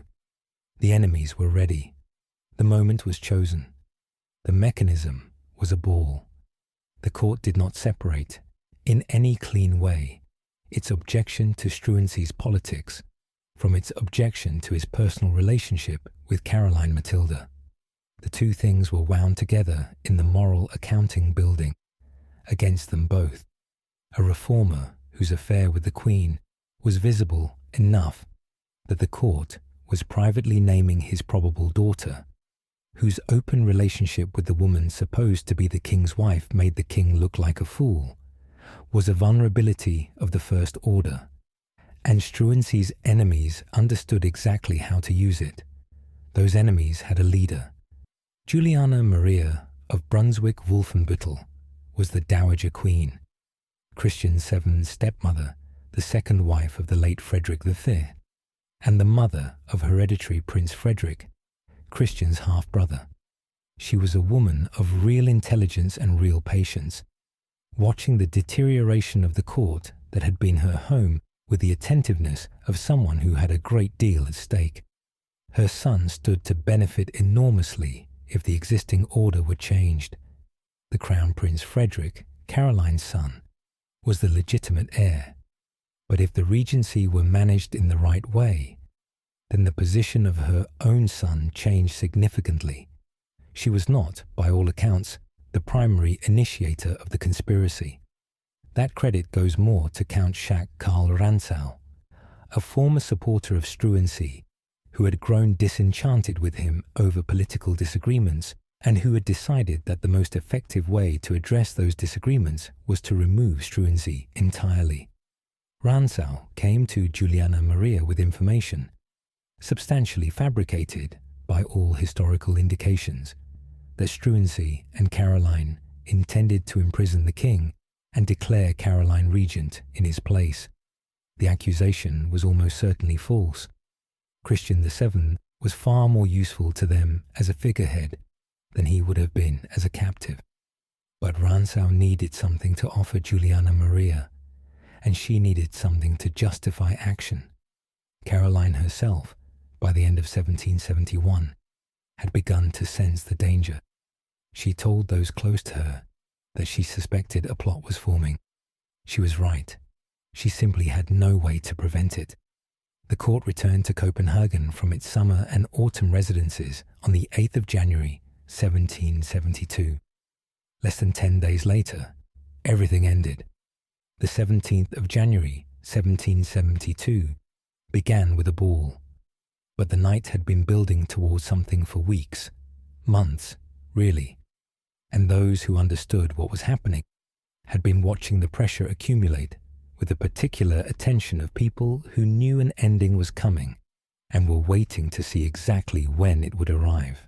The court of Christian VII had, by January of 1772, the quality of an institution that had been living with its own unsustainability for long enough to have grown accustomed to it. Everyone knew that the arrangement, Struensee's authority, Caroline's relationship with him, the king's functional incapacity, the regency in all but name that the physician had assembled around himself, could not continue indefinitely. Everyone knew that the enemies were organizing. The question was not whether action would come, but when and in what form. The 2 years since Struensee's ascent to real power had been, for the Danish court, an experience of sustained institutional vertigo. The reforms had come faster than anyone could fully process. The traditional structures had been dismantled before their replacements were properly functioning. The nobility had lost privileges without understanding why they had been lost, or accepting that the reasons were valid. The church had been subordinated to a secular administrative logic that it found both offensive and threatening. The bureaucratic establishment had been reorganized according to principles that made rational sense in the abstract, but that displaced real people from real positions with real consequences for real families. None of this had been done with adequate attention to the political reality that successful change requires coalition, requires people who feel they have something to gain, not merely people who are told they should accept what they are losing because reason demands it. Struensee's politics were right in many of their specifics and catastrophically wrong in their method, and the catastrophe of the method had, over 2 years, assembled precisely the coalition of enemies that the Dowager Queen needed. By January of 1772, that coalition was ready. The documents were prepared. The people were in place. The king's signature had been arranged. All that was needed was the moment, and the moment, when it came in the middle of a masquerade. The 17th of January, 1772, began with a ball. A masked ball, the kind of formal court entertainment that the 18th century mounted with considerable theatrical investment, held at the Royal Theatre within the precincts of Christiansborg Palace. The court assembled in costumes and masks, and for a few hours the evening had the quality that carnival always has, the sense that identities and roles were, for the duration, pleasantly suspended. The king was there, the queen was there, Struensee was there. The music played and the dancing continued through its hours with the appearance of normality. When the ball ended, the masks came off, in a sense that had nothing to do with costumes. In the early hours of the morning, Juliana Maria and her co-conspirators moved. They had prepared their documents, they had arranged their people, and they had secured, by means whose precise details are not entirely clear, but whose general character is not in doubt, the signature of King Christian VII. On the arrest warrants they needed, the king was roused from sleep in his chambers and presented with papers to sign. Whether he understood what he was authorizing, given his mental state at that hour, is genuinely uncertain. He signed, and with his signature, the warrants became legal instruments. Struensee was taken first. Men came for him in the darkness, dragged him from his rooms at Christiansborg, and conveyed him to the citadel of Copenhagen, the military fortress where he would be held under close guard. The man who had been the effective ruler of Denmark for more than a year was removed from power in a matter of minutes, without resistance, without any possibility of resistance. Count Rantzau came for Caroline. He arrived at her apartments with the authority of the warrant and the coldness of a man doing something he had chosen to do. Caroline was roused. She was allowed to take her infant daughter Louise Augusta with her. She was not permitted to go to her son. Crown Prince Frederick, 4 years old, was in another part of the palace. She was not allowed to say goodbye to him. She was not told when she would see him again. The answer, though neither she nor Rantzau could have stated it with certainty in that moment, was never. She was escorted to Kronborg Castle in the city of Helsingør, about 40 kilometers north of Copenhagen on the coast. Kronborg was the castle that Shakespeare had used as the model for Elsinore in Hamlet, brooding over the narrow sound between Denmark and Sweden with all the architectural severity that its military function required. Caroline was placed in rooms that the British ambassador Sir Robert Murray Keith, who dispatched an urgent report to George III the following morning, described as wholly inappropriate for a queen, even an arrested one.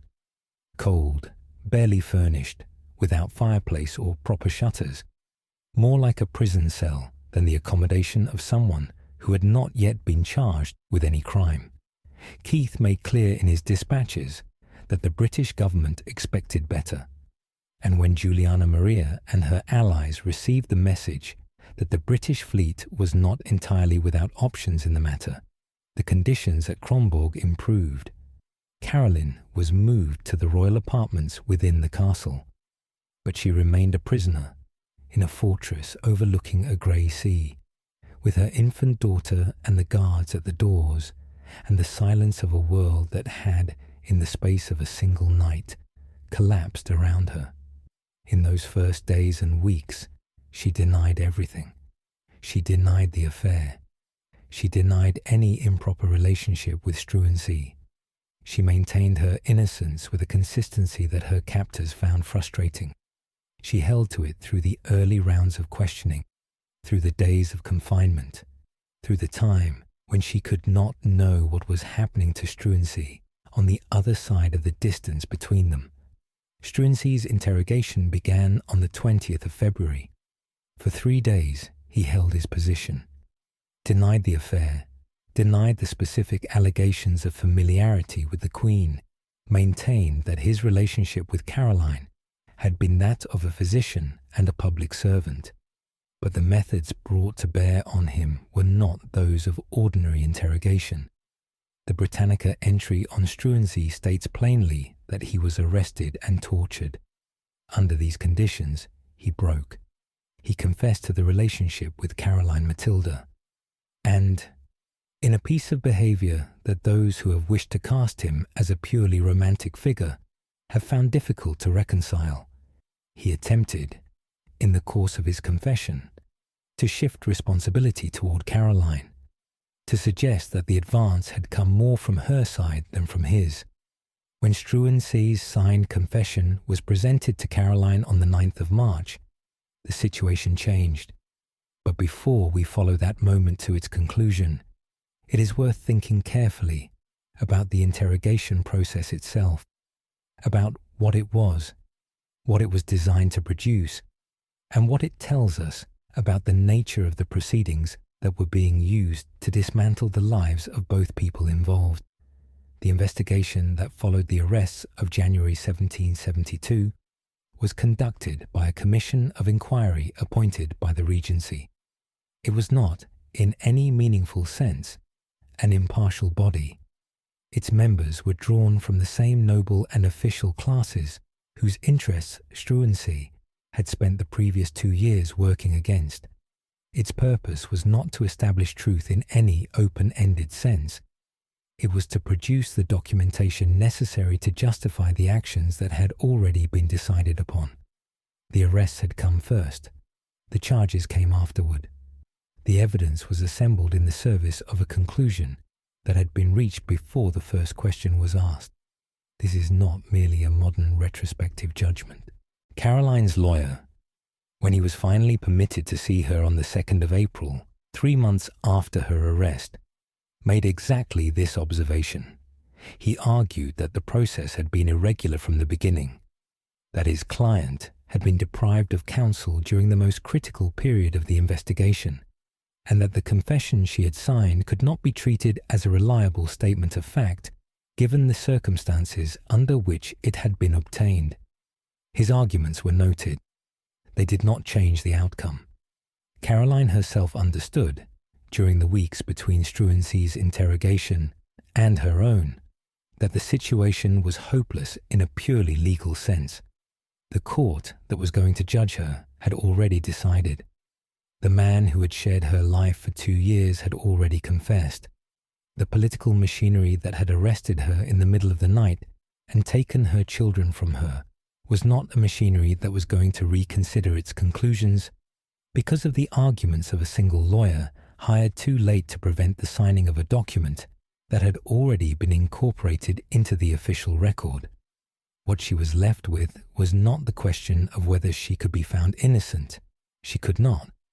But the question of whether the person she was trying to protect could be preserved.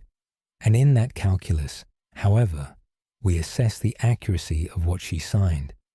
What she did is not difficult to understand. When Struensee's signed confession was presented to Caroline on the 9th of March, the situation changed. She signed her own confession.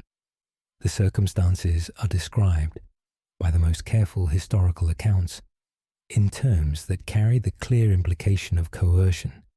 Not physical violence, perhaps, but the particular psychological pressure of being told that the man she was trying to protect had already confessed, that the case against her was complete, that her continued denial served only to make things worse.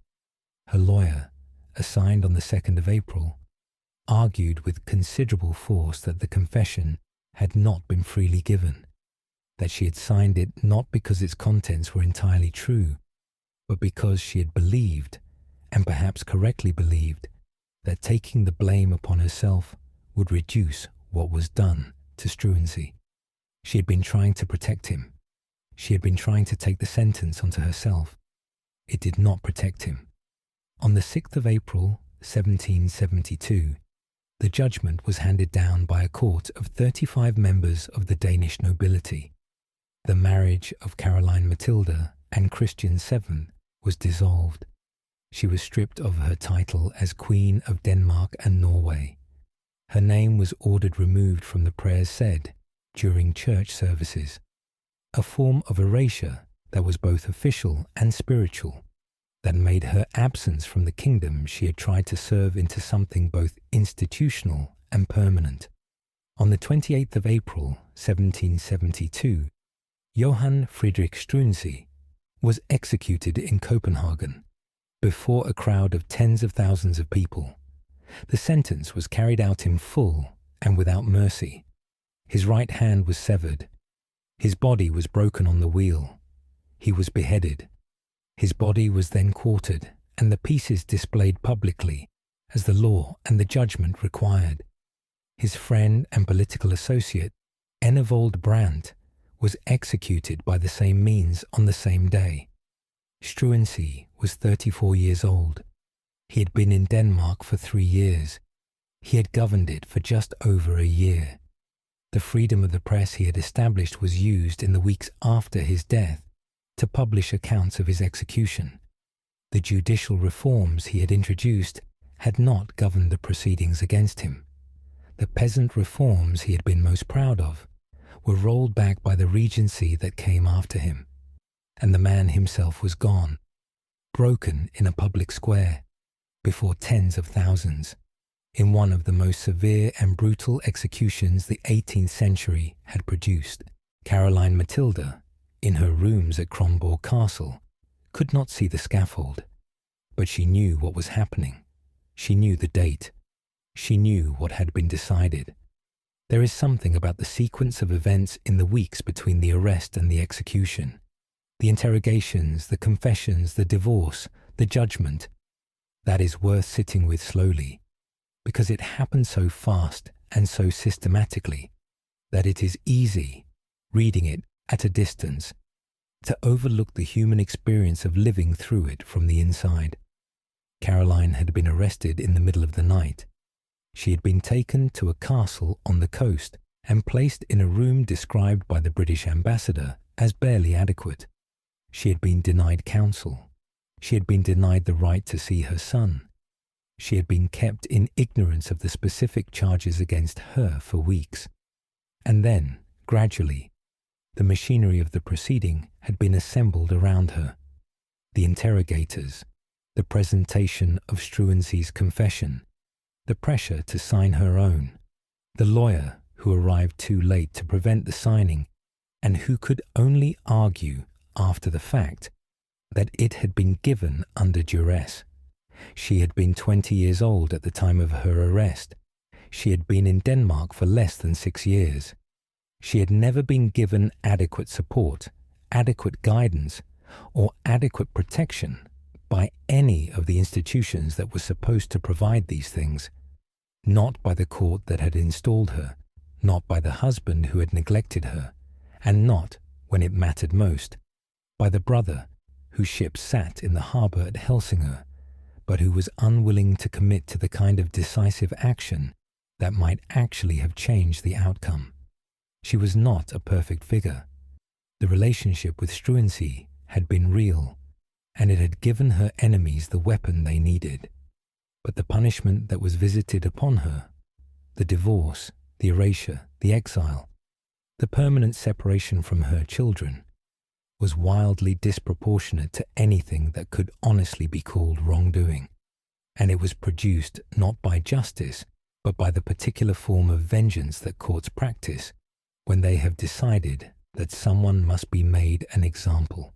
She knew all of this, and she knew, on the 28th of April, that somewhere in the city below her, the man who had been the closest human being to her in her adult life was being executed. When a queen is divorced by the machinery of an absolute monarchy, the question of what happens to her next is answered entirely by whoever holds the most power in the immediate aftermath. In Caroline's case, that power belonged to Juliana Maria, who had waited a long time for this moment, and who was consolidating the regency with focused attention.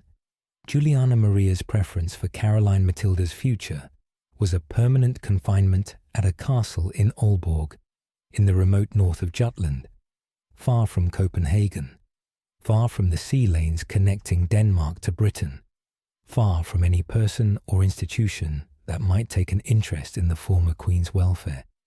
It was, in everything but name, a life sentence. The only thing standing between Caroline and that fate was her brother. George III was not a man who moved quickly. He was dutiful, conscientious, and deliberate in the way that could be, in circumstances requiring urgency, something close to a liability. He had read Keith's dispatches, urgent, pointed documents describing his sister's initial conditions at Kronborg in terms that left very little room for comfortable misinterpretation. He was aware she had been imprisoned without charge. He understood that the confession she had signed was being described, even by her own lawyer, as extracted under conditions that made its validity questionable. He also understood, and this shaped everything that followed, that his Queen Charlotte did not wish to receive Caroline at the British court. Charlotte of Mecklenburg-Strelitz had made her position clear. The scandal attached to Caroline's name was not something she was prepared to allow in her vicinity. Caroline could not come home to England. George would not bring her to a wife who would not receive her. And so he negotiated. The British government communicated to the Danish government, through Keith and other diplomatic channels, with sufficient firmness that it amounted to something close to a threat. If Caroline were confined indefinitely in a remote Danish fortress, the British government would consider this unacceptable and would take whatever measures were available to it. The Danes, weighing the costs of a confrontation with Britain, conceded. A compromise was agreed upon. Caroline Matilda would be sent to Celle, a town in the electorate of Hanover, which was at that time part of the British Crown's territories in Germany. It was not England, and George's Queen would never have to encounter her. But it was within reach of British diplomatic protection, and it was not a prison in the remote north of Jutland. George sent an escort, 2 sloops and a frigate, British naval vessels whose presence at Helsingør made unmistakably clear that the British government was taking an active interest in the proceedings. But it is worth staying with George III's response for a moment longer, because the quality of his engagement with his sister's crisis tells us something important, both about him and about the structural situation Caroline had always been in. George III was not a cruel man. He was not indifferent to his sister's suffering in any simple sense. He was genuinely fond of her, genuinely distressed by what had happened to her, and genuinely anxious about the precedent of a British princess being treated as Denmark had treated her. But he was also, at every critical juncture, more constrained by his other obligations than he was driven by his feeling for Caroline. His queen would not receive her. His government had to maintain relations with Denmark. His own sense of propriety, that deeply ingrained quality of cautious, deliberate, duty-first decision-making that had been formed in the same Leicester House household that had formed Caroline, prevented him from acting with the speed and the decisiveness that the situation sometimes demanded. He sent the ships. He secured the Celle arrangement. He provided the allowance. He maintained, throughout the 3 years of the exile, a formal correspondence with his sister that was courteous and regular, and that never quite said the things she most needed to hear. He did not bring her home. He did not publicly defend her reputation. He did not exert the full weight of British diplomatic pressure on Denmark to compel a reversal of the divorce proceedings or a modification of their terms. He did what was possible within the constraints of his other obligations, and those constraints were real, and the result was a rescue that was better than abandonment, but considerably short of what genuine fraternal love, unconstrained by the requirements of statecraft and domestic peace, might have provided. Caroline understood this. The letters she wrote to him in the years of the exile have a quality of measured expressiveness, genuine, warm, but careful in the way that someone is careful when they understand that the person they are writing to can be relied upon up to a certain point and not beyond it. She did not reproach him directly. She was too formed by the values of the household they had both grown up in, too committed to duty, too aware of the constraints of their shared world, to make demands she knew he could not meet. But the care in her letters, the deliberate moderation of what she expressed, speaks to an understanding of her situation that was clear-eyed rather than consoled. In the days before her departure, Caroline made one final request. In the days before her departure, Caroline made one final request. She asked to be allowed to take her daughter with her into exile. Louise Augusta was barely 10 months old, an infant. Caroline argued, with a bravery that must have cost her considerably given everything she had already lost, that the child had no formal connection to the Danish royal family, that she was not, in any meaningful practical sense, a Danish princess who needed to remain in Denmark. She was asking for the right to keep her child. The request was refused. On the 3rd of May 1772, Caroline Matilda departed Denmark from the harbour at Helsingør. She left on the British frigates her brother had sent. Her son, Crown Prince Frederick, 4 years old, was at Christiansborg with his father. Her daughter, Louise Augusta, 10 months old, was somewhere in the Danish royal household she was leaving. She would not see either child again. She would not hold them, hear them, or watch them grow. The 4-year-old and the 10-month-old would become a king and a duchess, and she would know nothing of any of it. She arrived at Celle in the late spring of 1772. Celle was a pleasant enough place, a ducal residence with a long historical character, a town of comfortable buildings and forested surroundings. Celle Castle, the Schloss, was a substantial and well-appointed structure, and the establishment arranged for Caroline there was, in its physical terms, generous. She had a small court of her own, attendants and ladies-in-waiting, a generous annual allowance from her brother's government. She could move within certain limits. She could receive visitors. She could write letters. She was not a prisoner in the technical sense of the word, but she was not free in any sense that mattered. She could not go home. She could not see her children.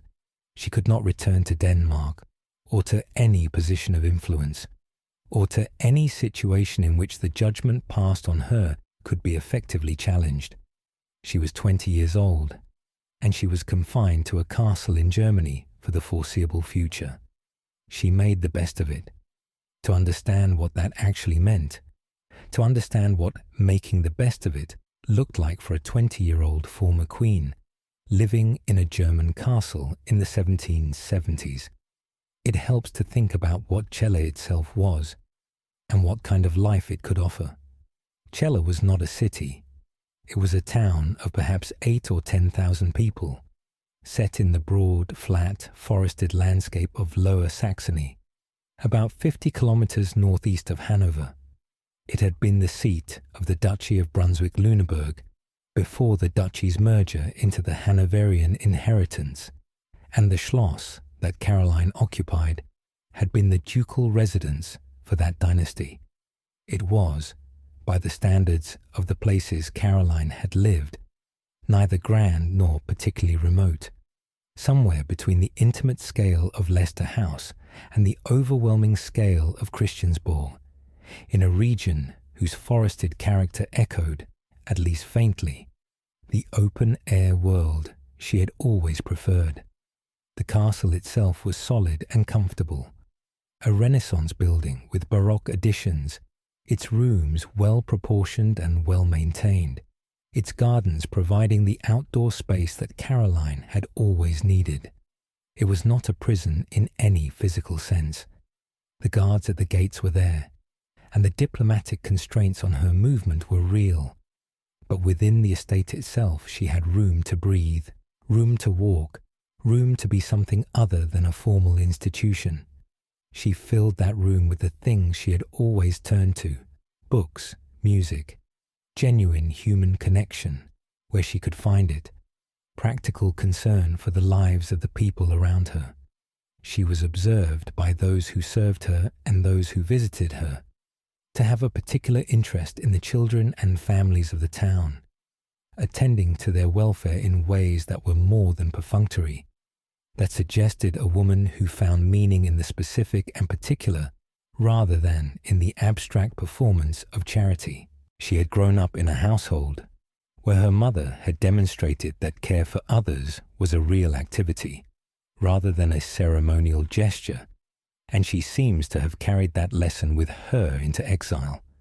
This is perhaps the part of her story that receives the least attention, because it lacks the dramatic architecture of what came before. There is no affair, no political intrigue, no night of arrests. There is only a young woman in a comfortable but constraining situation, living as fully as her circumstances permitted, and finding, in that constrained living, a kind of grace that those who were with her found genuinely admirable. She read widely, and with real appetite, history, philosophy, literature, the kind of broad intellectual engagement her childhood education had given her the foundation for, and that her years in Copenhagen had largely denied her. She managed her household with the same warmth and informality that had characterized her upbringing at Leicester House. She involved herself, with active and practical concern, in the welfare of the poor families in the area around Celle, visiting, assisting, attending to lives that her own relative comfort might easily have placed beyond her interest. The reunion she perhaps valued most came with Louise von Plessen. Plessen had been expelled from the Danish court back in 1768, She had gone her own way, and now she came to Celle to be with the queen she had served at the beginning and had been forced to leave before she could see it through. The bond between them had survived everything. In the quieter world of the exile, it resumed. Caroline wrote letters to George III, to relatives, to her children, to Frederick, growing up under the supervision of Juliana Maria's regency, and to Louise Augusta, an infant, and then a toddler, and then a small child, both utterly beyond her reach. Whether the children received these letters, what they understood of them, these are questions the historical record does not answer with clarity. What is clear is that Caroline wrote and kept writing because writing was the only form of connection available to her, and she could not bring herself to stop. The letters she wrote to Frederick deserve particular attention because they represent one of the more quietly heartbreaking aspects of Caroline's exile. He was 4 years old when she was taken from him. By the time she died in 1775, he was 7. He would not have clear memories of her, not in the way that older children carry their parents' faces and voices and gestures with them. What he had, to whatever extent the adults around him chose to give it to him, was the story of a mother who had been removed. The story would have been shaped, in the first instance, by people whose interest was in presenting that removal as justified. Caroline wrote anyway. She wrote with the knowledge that the letters were almost certainly being read by people who could intercept them, could delay them, could decide whether and when and in what form her son received them. She wrote with the knowledge that she could not visit him, could not see his face, could not know whether the boy described in the letters she received back, carefully managed, carefully worded, bore any resemblance to the child she had held before they were separated. She wrote because writing was what she had, and she chose to use it, rather than give up. This persistence, this refusal to stop reaching toward the connections that had been taken from her, is one of the most consistent and most admirable qualities in Caroline Matilda's character. She did not become bitter in the way that might have been expected, or at least not entirely. She did not withdraw entirely from the world. She found things to care about in Celle, the poor families, the intellectual life, the reunion with Plessen, and she brought to those things the same quality of genuine attention and warmth that had characterized her at her best. As 1773 became 1774, and 1774 moved toward the spring of 1775, the world outside Celle began to shift slowly. In Denmark, Juliana Maria's regency was governing, but it was not loved. The reversal of Struensee's reforms had removed some changes that had addressed real grievances, and the removal had created a different kind of resentment. The regency was stable but unpopular, and the Crown Prince Frederick was growing in the royal household from which his mother had been expelled into a young man who would one day be capable of acting on his own behalf. It was in this atmosphere that Nathaniel Wraxall arrived. He was an English adventurer of a recognizable 18th century type, educated, energetic, idealistic in the way of someone who had read about the world's wrongs and convinced himself that he might address one of them. He had followed Caroline Matilda's story in the press and had been moved by what he read. He came to Celle to meet her. He proposed a conspiracy to build sufficient political support within Denmark to restore Caroline to a position from which she could guide her son's eventual assumption of real authority. Caroline was interested and cautious. She wrote to George III, framing the plan not as her own restoration, but as something done for Frederick's sake, for the sake of her son's future, and a Denmark that could be better governed. George III's response was, as his responses in matters touching his sister tended to be, cautious almost to the point of uselessness. He would not stand in her way, he said. He would not actively oppose what she was planning. but he would not take any firm action himself. Wraxall went to London to try to press George towards something more decisive. Caroline waited in Celle in the spring of 1775 with a plan that had her careful endorsement and her brother's tepid non-objection, waiting to see what would come of it. What came of it was not what she had hoped for. The spring of 1775 came slowly to Celle, as springs come slowly to the forested lowlands of northern Germany, the cold retreating by degrees, the days lengthening with a gradual reluctance that made warmth feel like something being carefully withheld before being cautiously extended. Caroline Matilda was 23 years old. She had been in exile for nearly 3 years. She had not seen her children in all of those 3 years, not held them, not heard them speak, not watched them grow in any way except through the letters and reports that came to her from a country that had made very clear it did not wish to hear from her. In late April or early May of 1775, scarlet fever came to Celle.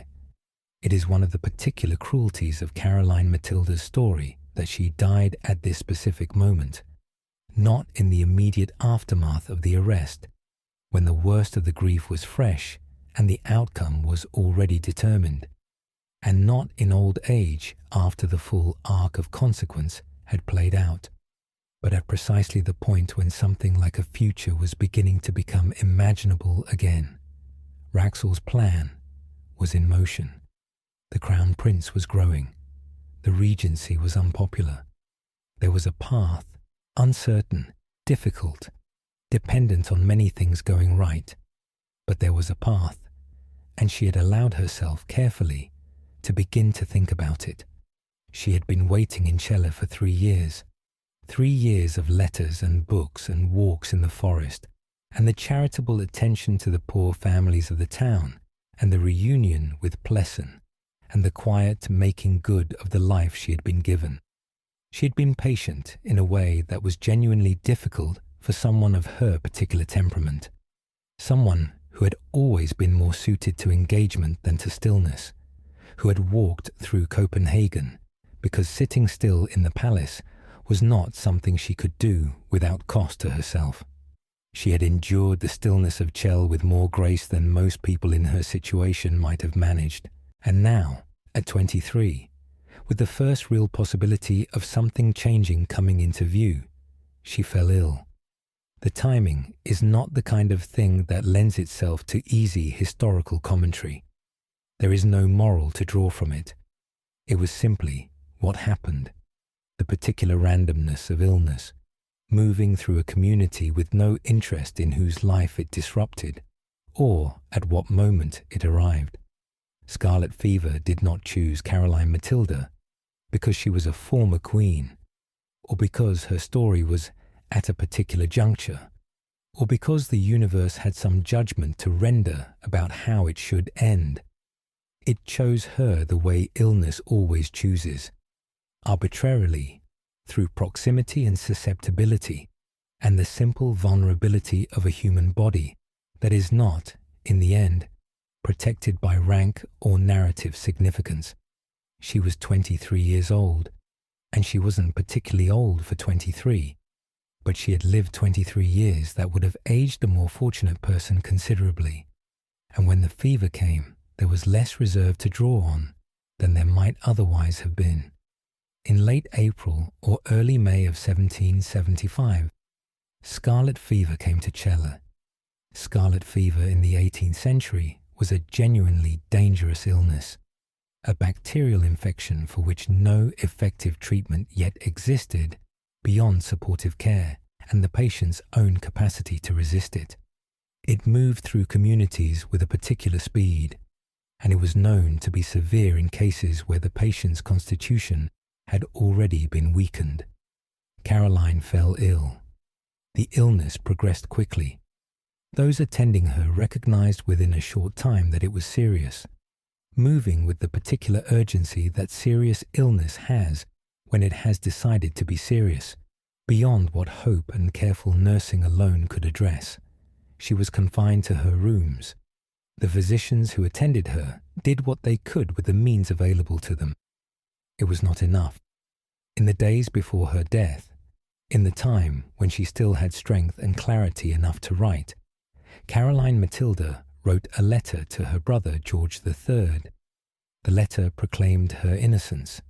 It maintained, as she had maintained throughout the divorce proceedings, and as her lawyer had argued at the time, that the confession she had signed had not accurately represented what she had done or who she was. It asserted, one more time, and with whatever force a dying woman could bring to the assertion, that she had been wronged, that the judgment against her had been produced by a political machinery that cared nothing for her actual conduct. She wrote something else as well in those last hours, words that carried the particular weight of someone who understood she was running out of time to be heard. She wrote that it pained her more even than the approach of death itself, that not one of those she had loved in her life was standing beside her dying bed, that there was no familiar hand to hold, no known voice to hear, only the servants and the physicians and the walls of the castle that had been, for 3 years, her exile and her home. She had been alone, in the most essential sense, for most of her adult life. She was alone at the end of it.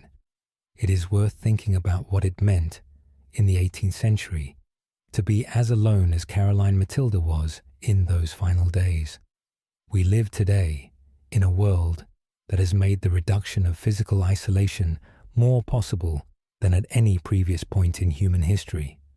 We have the means to communicate across distances in seconds, to hear the voices of the people we love regardless of where they are, to maintain connections with the world in ways that Caroline Matilda could not have imagined. And yet her story resonates across those centuries and those technologies, because the essential loneliness she experienced was not primarily a product of distance. It was a product of circumstance, of being in a situation where the people who should have been beside her were prevented from being there by the very forces that had created the situation in the first place. Her mother had died in February 1772, just months before Caroline's own crisis reached its worst point. Augusta had not lived to see the exile. Caroline's siblings were scattered across the royal households of Europe, present in her life through letters, but not present in the room. Her son was in Copenhagen. Her daughter was in Copenhagen. Her one close friend from her Danish years, Louise von Plessen, was with her at Celle, and this was something, genuinely something, a real comfort in the final period. But it was not enough to fill the shape of everything else that was missing. She had spent most of her adult life surrounded by people who were not the right people. That is the particular cruelty of institutional loneliness. It is possible to be deeply alone while being constantly attended to, constantly observed, constantly the subject of other people's attention and agenda and management. Caroline had been attended to her entire married life. She had rarely been accompanied in any sense that mattered. On the 10th of May, 1775, a little before midnight, Caroline Matilda died in her sleep at Celle Castle. She was 23 years old. She had been Queen of Denmark and Norway from November 1766 to April 1772. She had been in exile since May 1772. She had not seen Crown Prince Frederick since January 1772. She had not seen Louise Augusta since May 1772. Nathaniel Wraxall was in London when the news reached him, waiting for an audience with George III, carrying the final version of the plan he and Caroline had discussed, waiting for the meeting that was supposed to set the restoration in motion. He learned of her death while he was still waiting. There was nothing left to present. There was nothing left to discuss. 2 days after her death, on the 13th of May, 1775, Caroline Matilda was buried in the church of Stadtkirche St. Marian in Celle, the same church that held, in its stone crypt, the remains of her paternal great-grandmother, Sophia Dorothea, of Brunswick-Lüneburg. Sophia Dorothea's story was one of those historical echoes that tends to linger in the mind for exactly the reason that Caroline's does, because it is so nearly the same story, separated by a generation and a half. Sophia Dorothea had been the first wife of the future King George I of Great Britain, a German princess married into a hostile court, accused of an affair, divorced and confined in a castle, separated from her children, dead in exile after 32 years. She had been Caroline's paternal great-grandmother. Both had been foreign queens. Both had been accused. Both had been divorced and separated from their children. Both had died in exile. Now they rested in the same church, in the same town, the great-grandmother and the great-granddaughter, joined by the parallel of their fates across the decades. The news of Caroline's death reached Copenhagen approximately a week after it happened. A brief notice appeared in the papers, a short item noting that Queen Caroline Matilda had died at Celle after a few days of illness at 11 o'clock in the night, and had exchanged temporality for eternity. The notice was brief and impersonal, which was perhaps appropriate for a queen whose name had been formally removed from the prayers of the Danish church, and whose existence had been, for 3 years, officially invisible.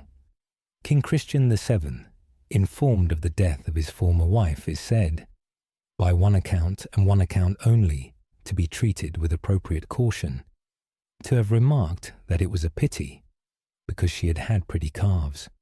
Whether it was ever made, the remark, if true, tells us something about Christian VII that no amount of careful historical analysis could convey as economically. She was 23 years old, and the spring continued in the forests around Celle, as springs do, without particular regard for who had died or what they had meant. The story of Caroline Matilda does not end with her death, because stories of this particular kind, about people who are used by history and then discarded by it, who act upon the world in ways whose consequences outlast them, never quite end with the person's dying.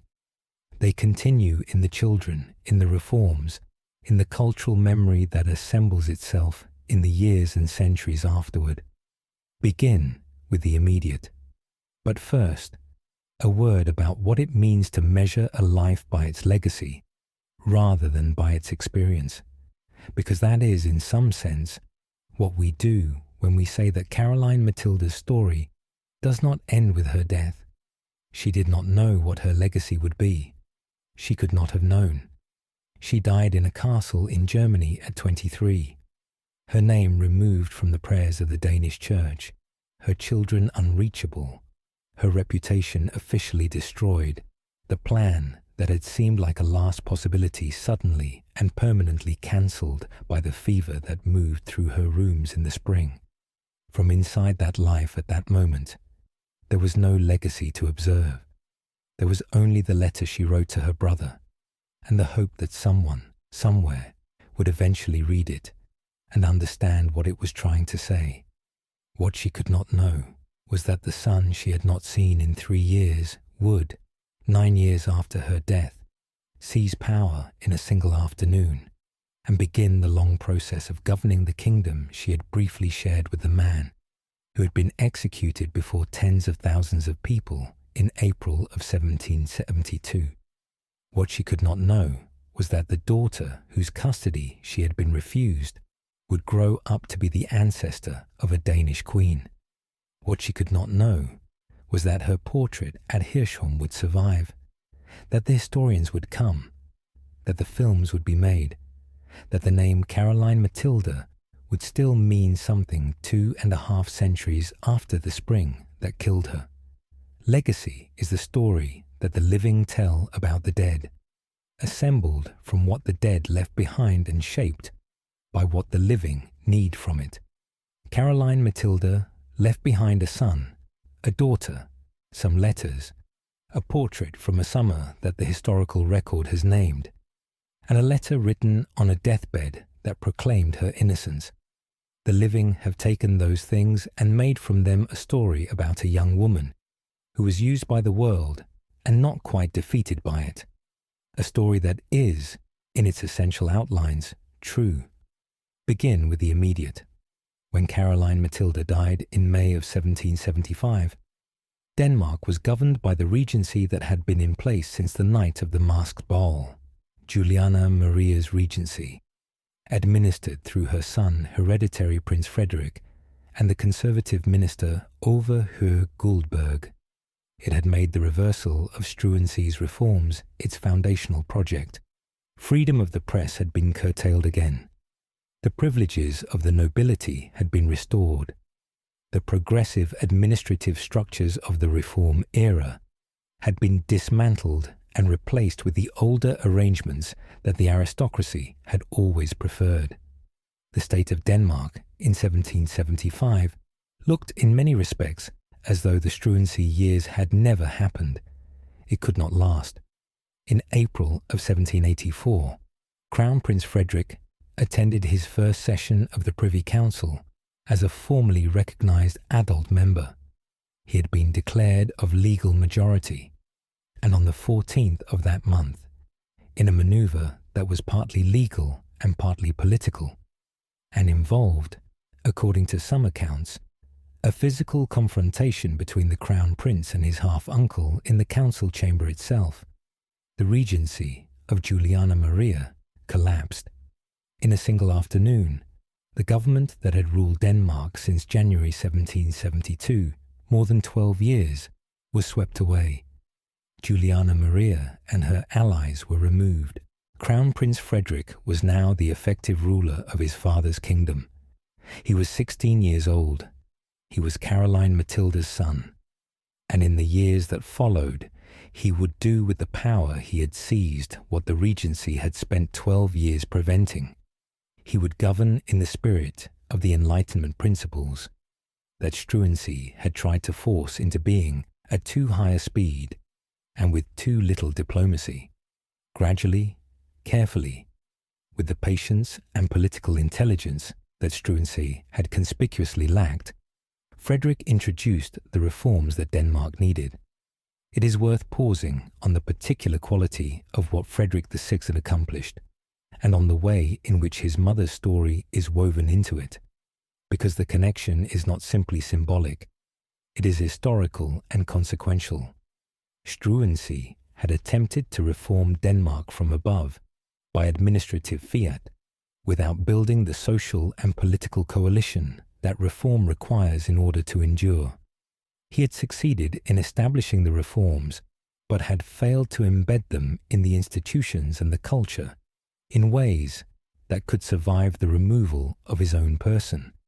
When he was executed and the regency took over, the reforms were rolled back, not because they were wrong, but because they had not become part of how Denmark understood itself. They were Struensee's reforms, imposed by Struensee's authority, and when that authority was removed, the reforms went with it. Frederick took a different approach. He had grown up watching the consequences of his mother's era, the Struensee years, the coup, the regency, and he had drawn conclusions from what he observed. He understood that the noble classes needed to be managed rather than simply overridden. He understood that the church needed to be reassured rather than simply subordinated. He understood that the pace of change needed to be calibrated to what Danish society could absorb without generating the kind of reactive backlash that had dismantled everything his mother and Struensee had attempted to build. And so he moved in the direction that Struensee had tried to force quickly, but moved with a care and a political intelligence that the physician had never possessed. The liberation of the serfs, the abolition of the system of peasant bondage that tied rural workers to noble estates, was accomplished under his direction. Personal freedoms for ordinary Danes were extended. Administrative structures were reformed. The state was gradually reshaped toward the rational, humane governance that the Enlightenment had argued for, and that the Struensee experiment had demonstrated was possible in principle, even if its execution had been catastrophically rushed. Frederick VI would become King of Denmark in 1808 and would reign until 1839, more than 30 years on the throne. He would be remembered as one of the more significant reforming monarchs in Danish history, and his mother, the woman whose name had been removed from the prayers of the Danish church, whose marriage had been dissolved by a court of noble enemies, whose children had been taken from her and whose life had ended at 23 in a German castle, had, through the son she never saw grow up, shaped the country that had destroyed her. She never knew. She was denied that knowledge. But it happened, and it matters. Her daughter, Louise Augusta, survived, and survived into a life of considerable dignity.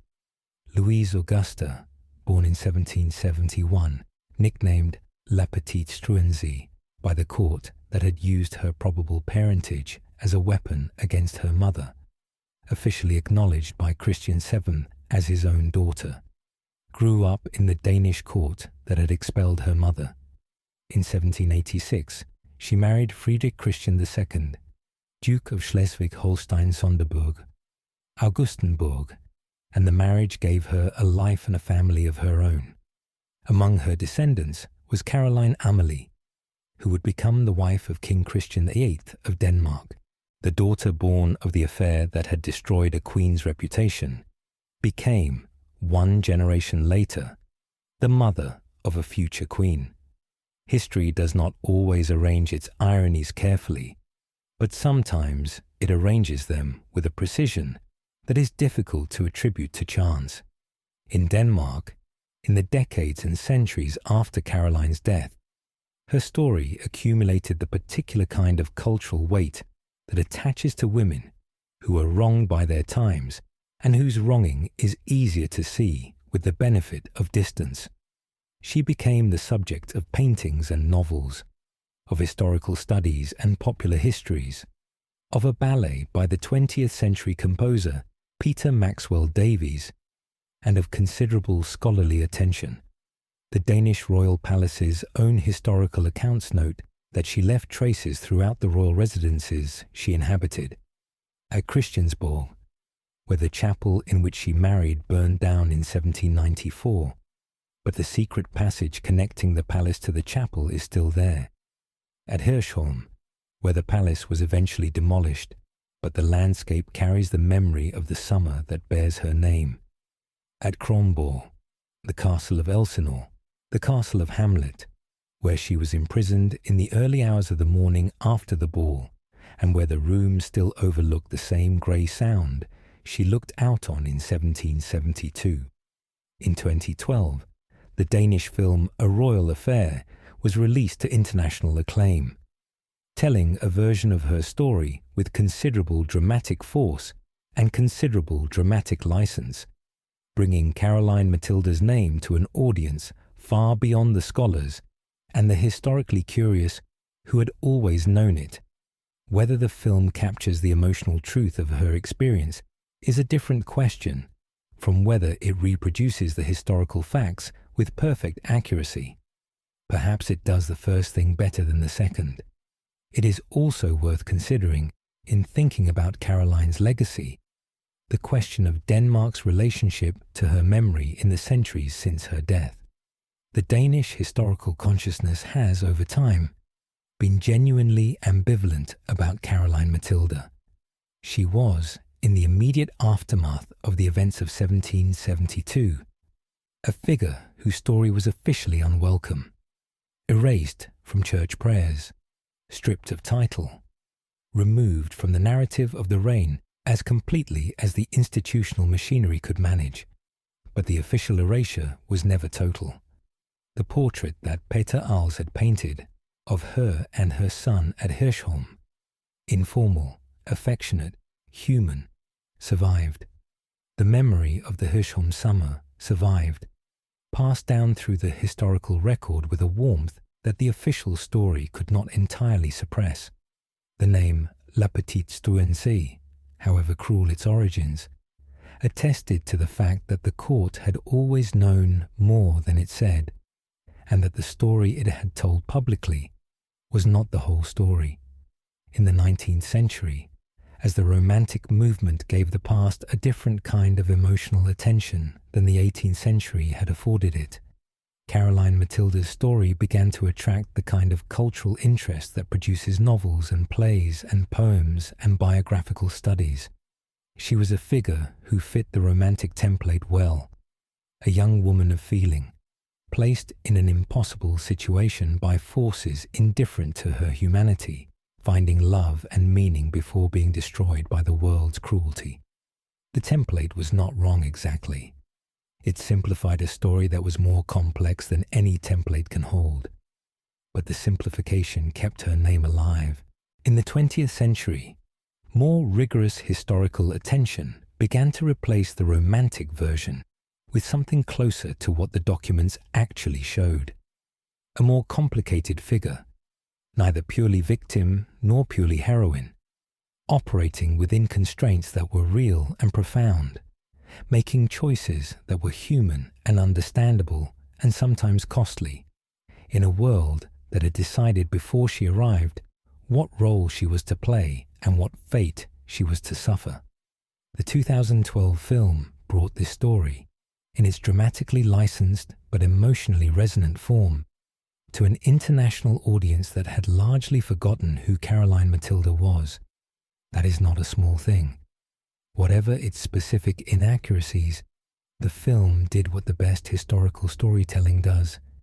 It made a dead person feel like a living one, made a distant past feel present, made the audience care about someone whose story had been buried for 2.5 centuries under the weight of the official silence that had been imposed on her.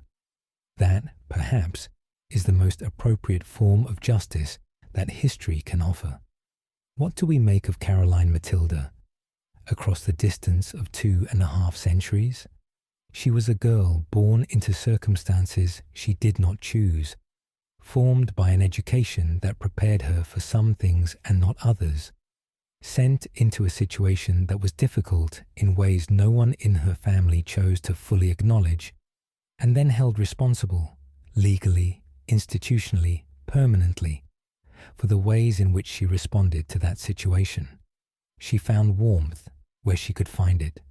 She formed loyalties that were real, and that cost her everything real loyalties cost when they are formed in courts rather than in households. She loved her children, and she was separated from them by forces that had nothing to do with her fitness as a mother, and everything to do with the political usefulness of removing her. She died at 23, asserting her innocence, in a letter addressed to a brother who had not done quite enough for her, in a castle in Germany far from anything she had ever called home. She was also the mother of a future king who changed his country in ways she never knew about.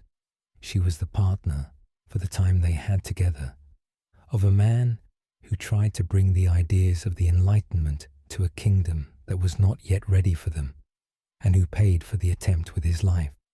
She was, through her children and through the cultural memory she left behind, a figure who continued to matter after her death in ways that the court that expelled her had not anticipated and would not have chosen. She was 23 years old when she died, and she had been a queen for 6 of those years, and she had been happy in any full and unqualified sense of the word, for perhaps one of them. That 1 year, the Hirschholm summer and the seasons around it, is what she had. It was not very much. It was more than many people in her position were given. In the crypt of Stadtkirche St. Marien in Celle, beside the remains of Sophia Dorothea of Brunswick-Lüneburg, her own great-grandmother, the first version of her story, the woman whose fate prefigured hers across the decades, Caroline Matilda of Great Britain rests. She was buried on the 13th of May 1775. She had been a queen. She had been a mother. She had been a young woman who wanted, in a world that found the desire suspicious, to be treated as a person. She was 23 years old. And the letter she wrote in her last hours, the letter that proclaimed her innocence, the letter that reached her brother too late, has been preserved in the historical record, copied and quoted and translated, read by historians and students and curious people across the centuries who wanted to understand what it actually felt like to be her, not to be a queen, not to be a scandalous figure in an 18th century headline, but to be Caroline Matilda, the girl who knew plants better than people, who sang beautifully, who rode through forests in the early morning with her hair in a braid, who loved 2 children she was not permitted to keep. She found a way to be heard, not in the way she intended, and not at the time she needed, but she was heard. And tonight, her story has been told again, slowly and carefully, and with all the gentleness it deserves. For you, thank you for spending this evening with Caroline Matilda, and with Sleepy Crown Reborn. If her story stayed with you, if you found yourself thinking about the girl sent across the sea at 15, or the woman who rode through the forests of Denmark in men's clothes, or the queen who signed a confession to try to save the man she loved, we would be so glad to hear from you in the comments below. Stories like hers deserve to be remembered, and every comment and every like helps more people find them. A gentle like before you drift off would mean the world to our growing family here. We will see you in the next episode. Sleep well.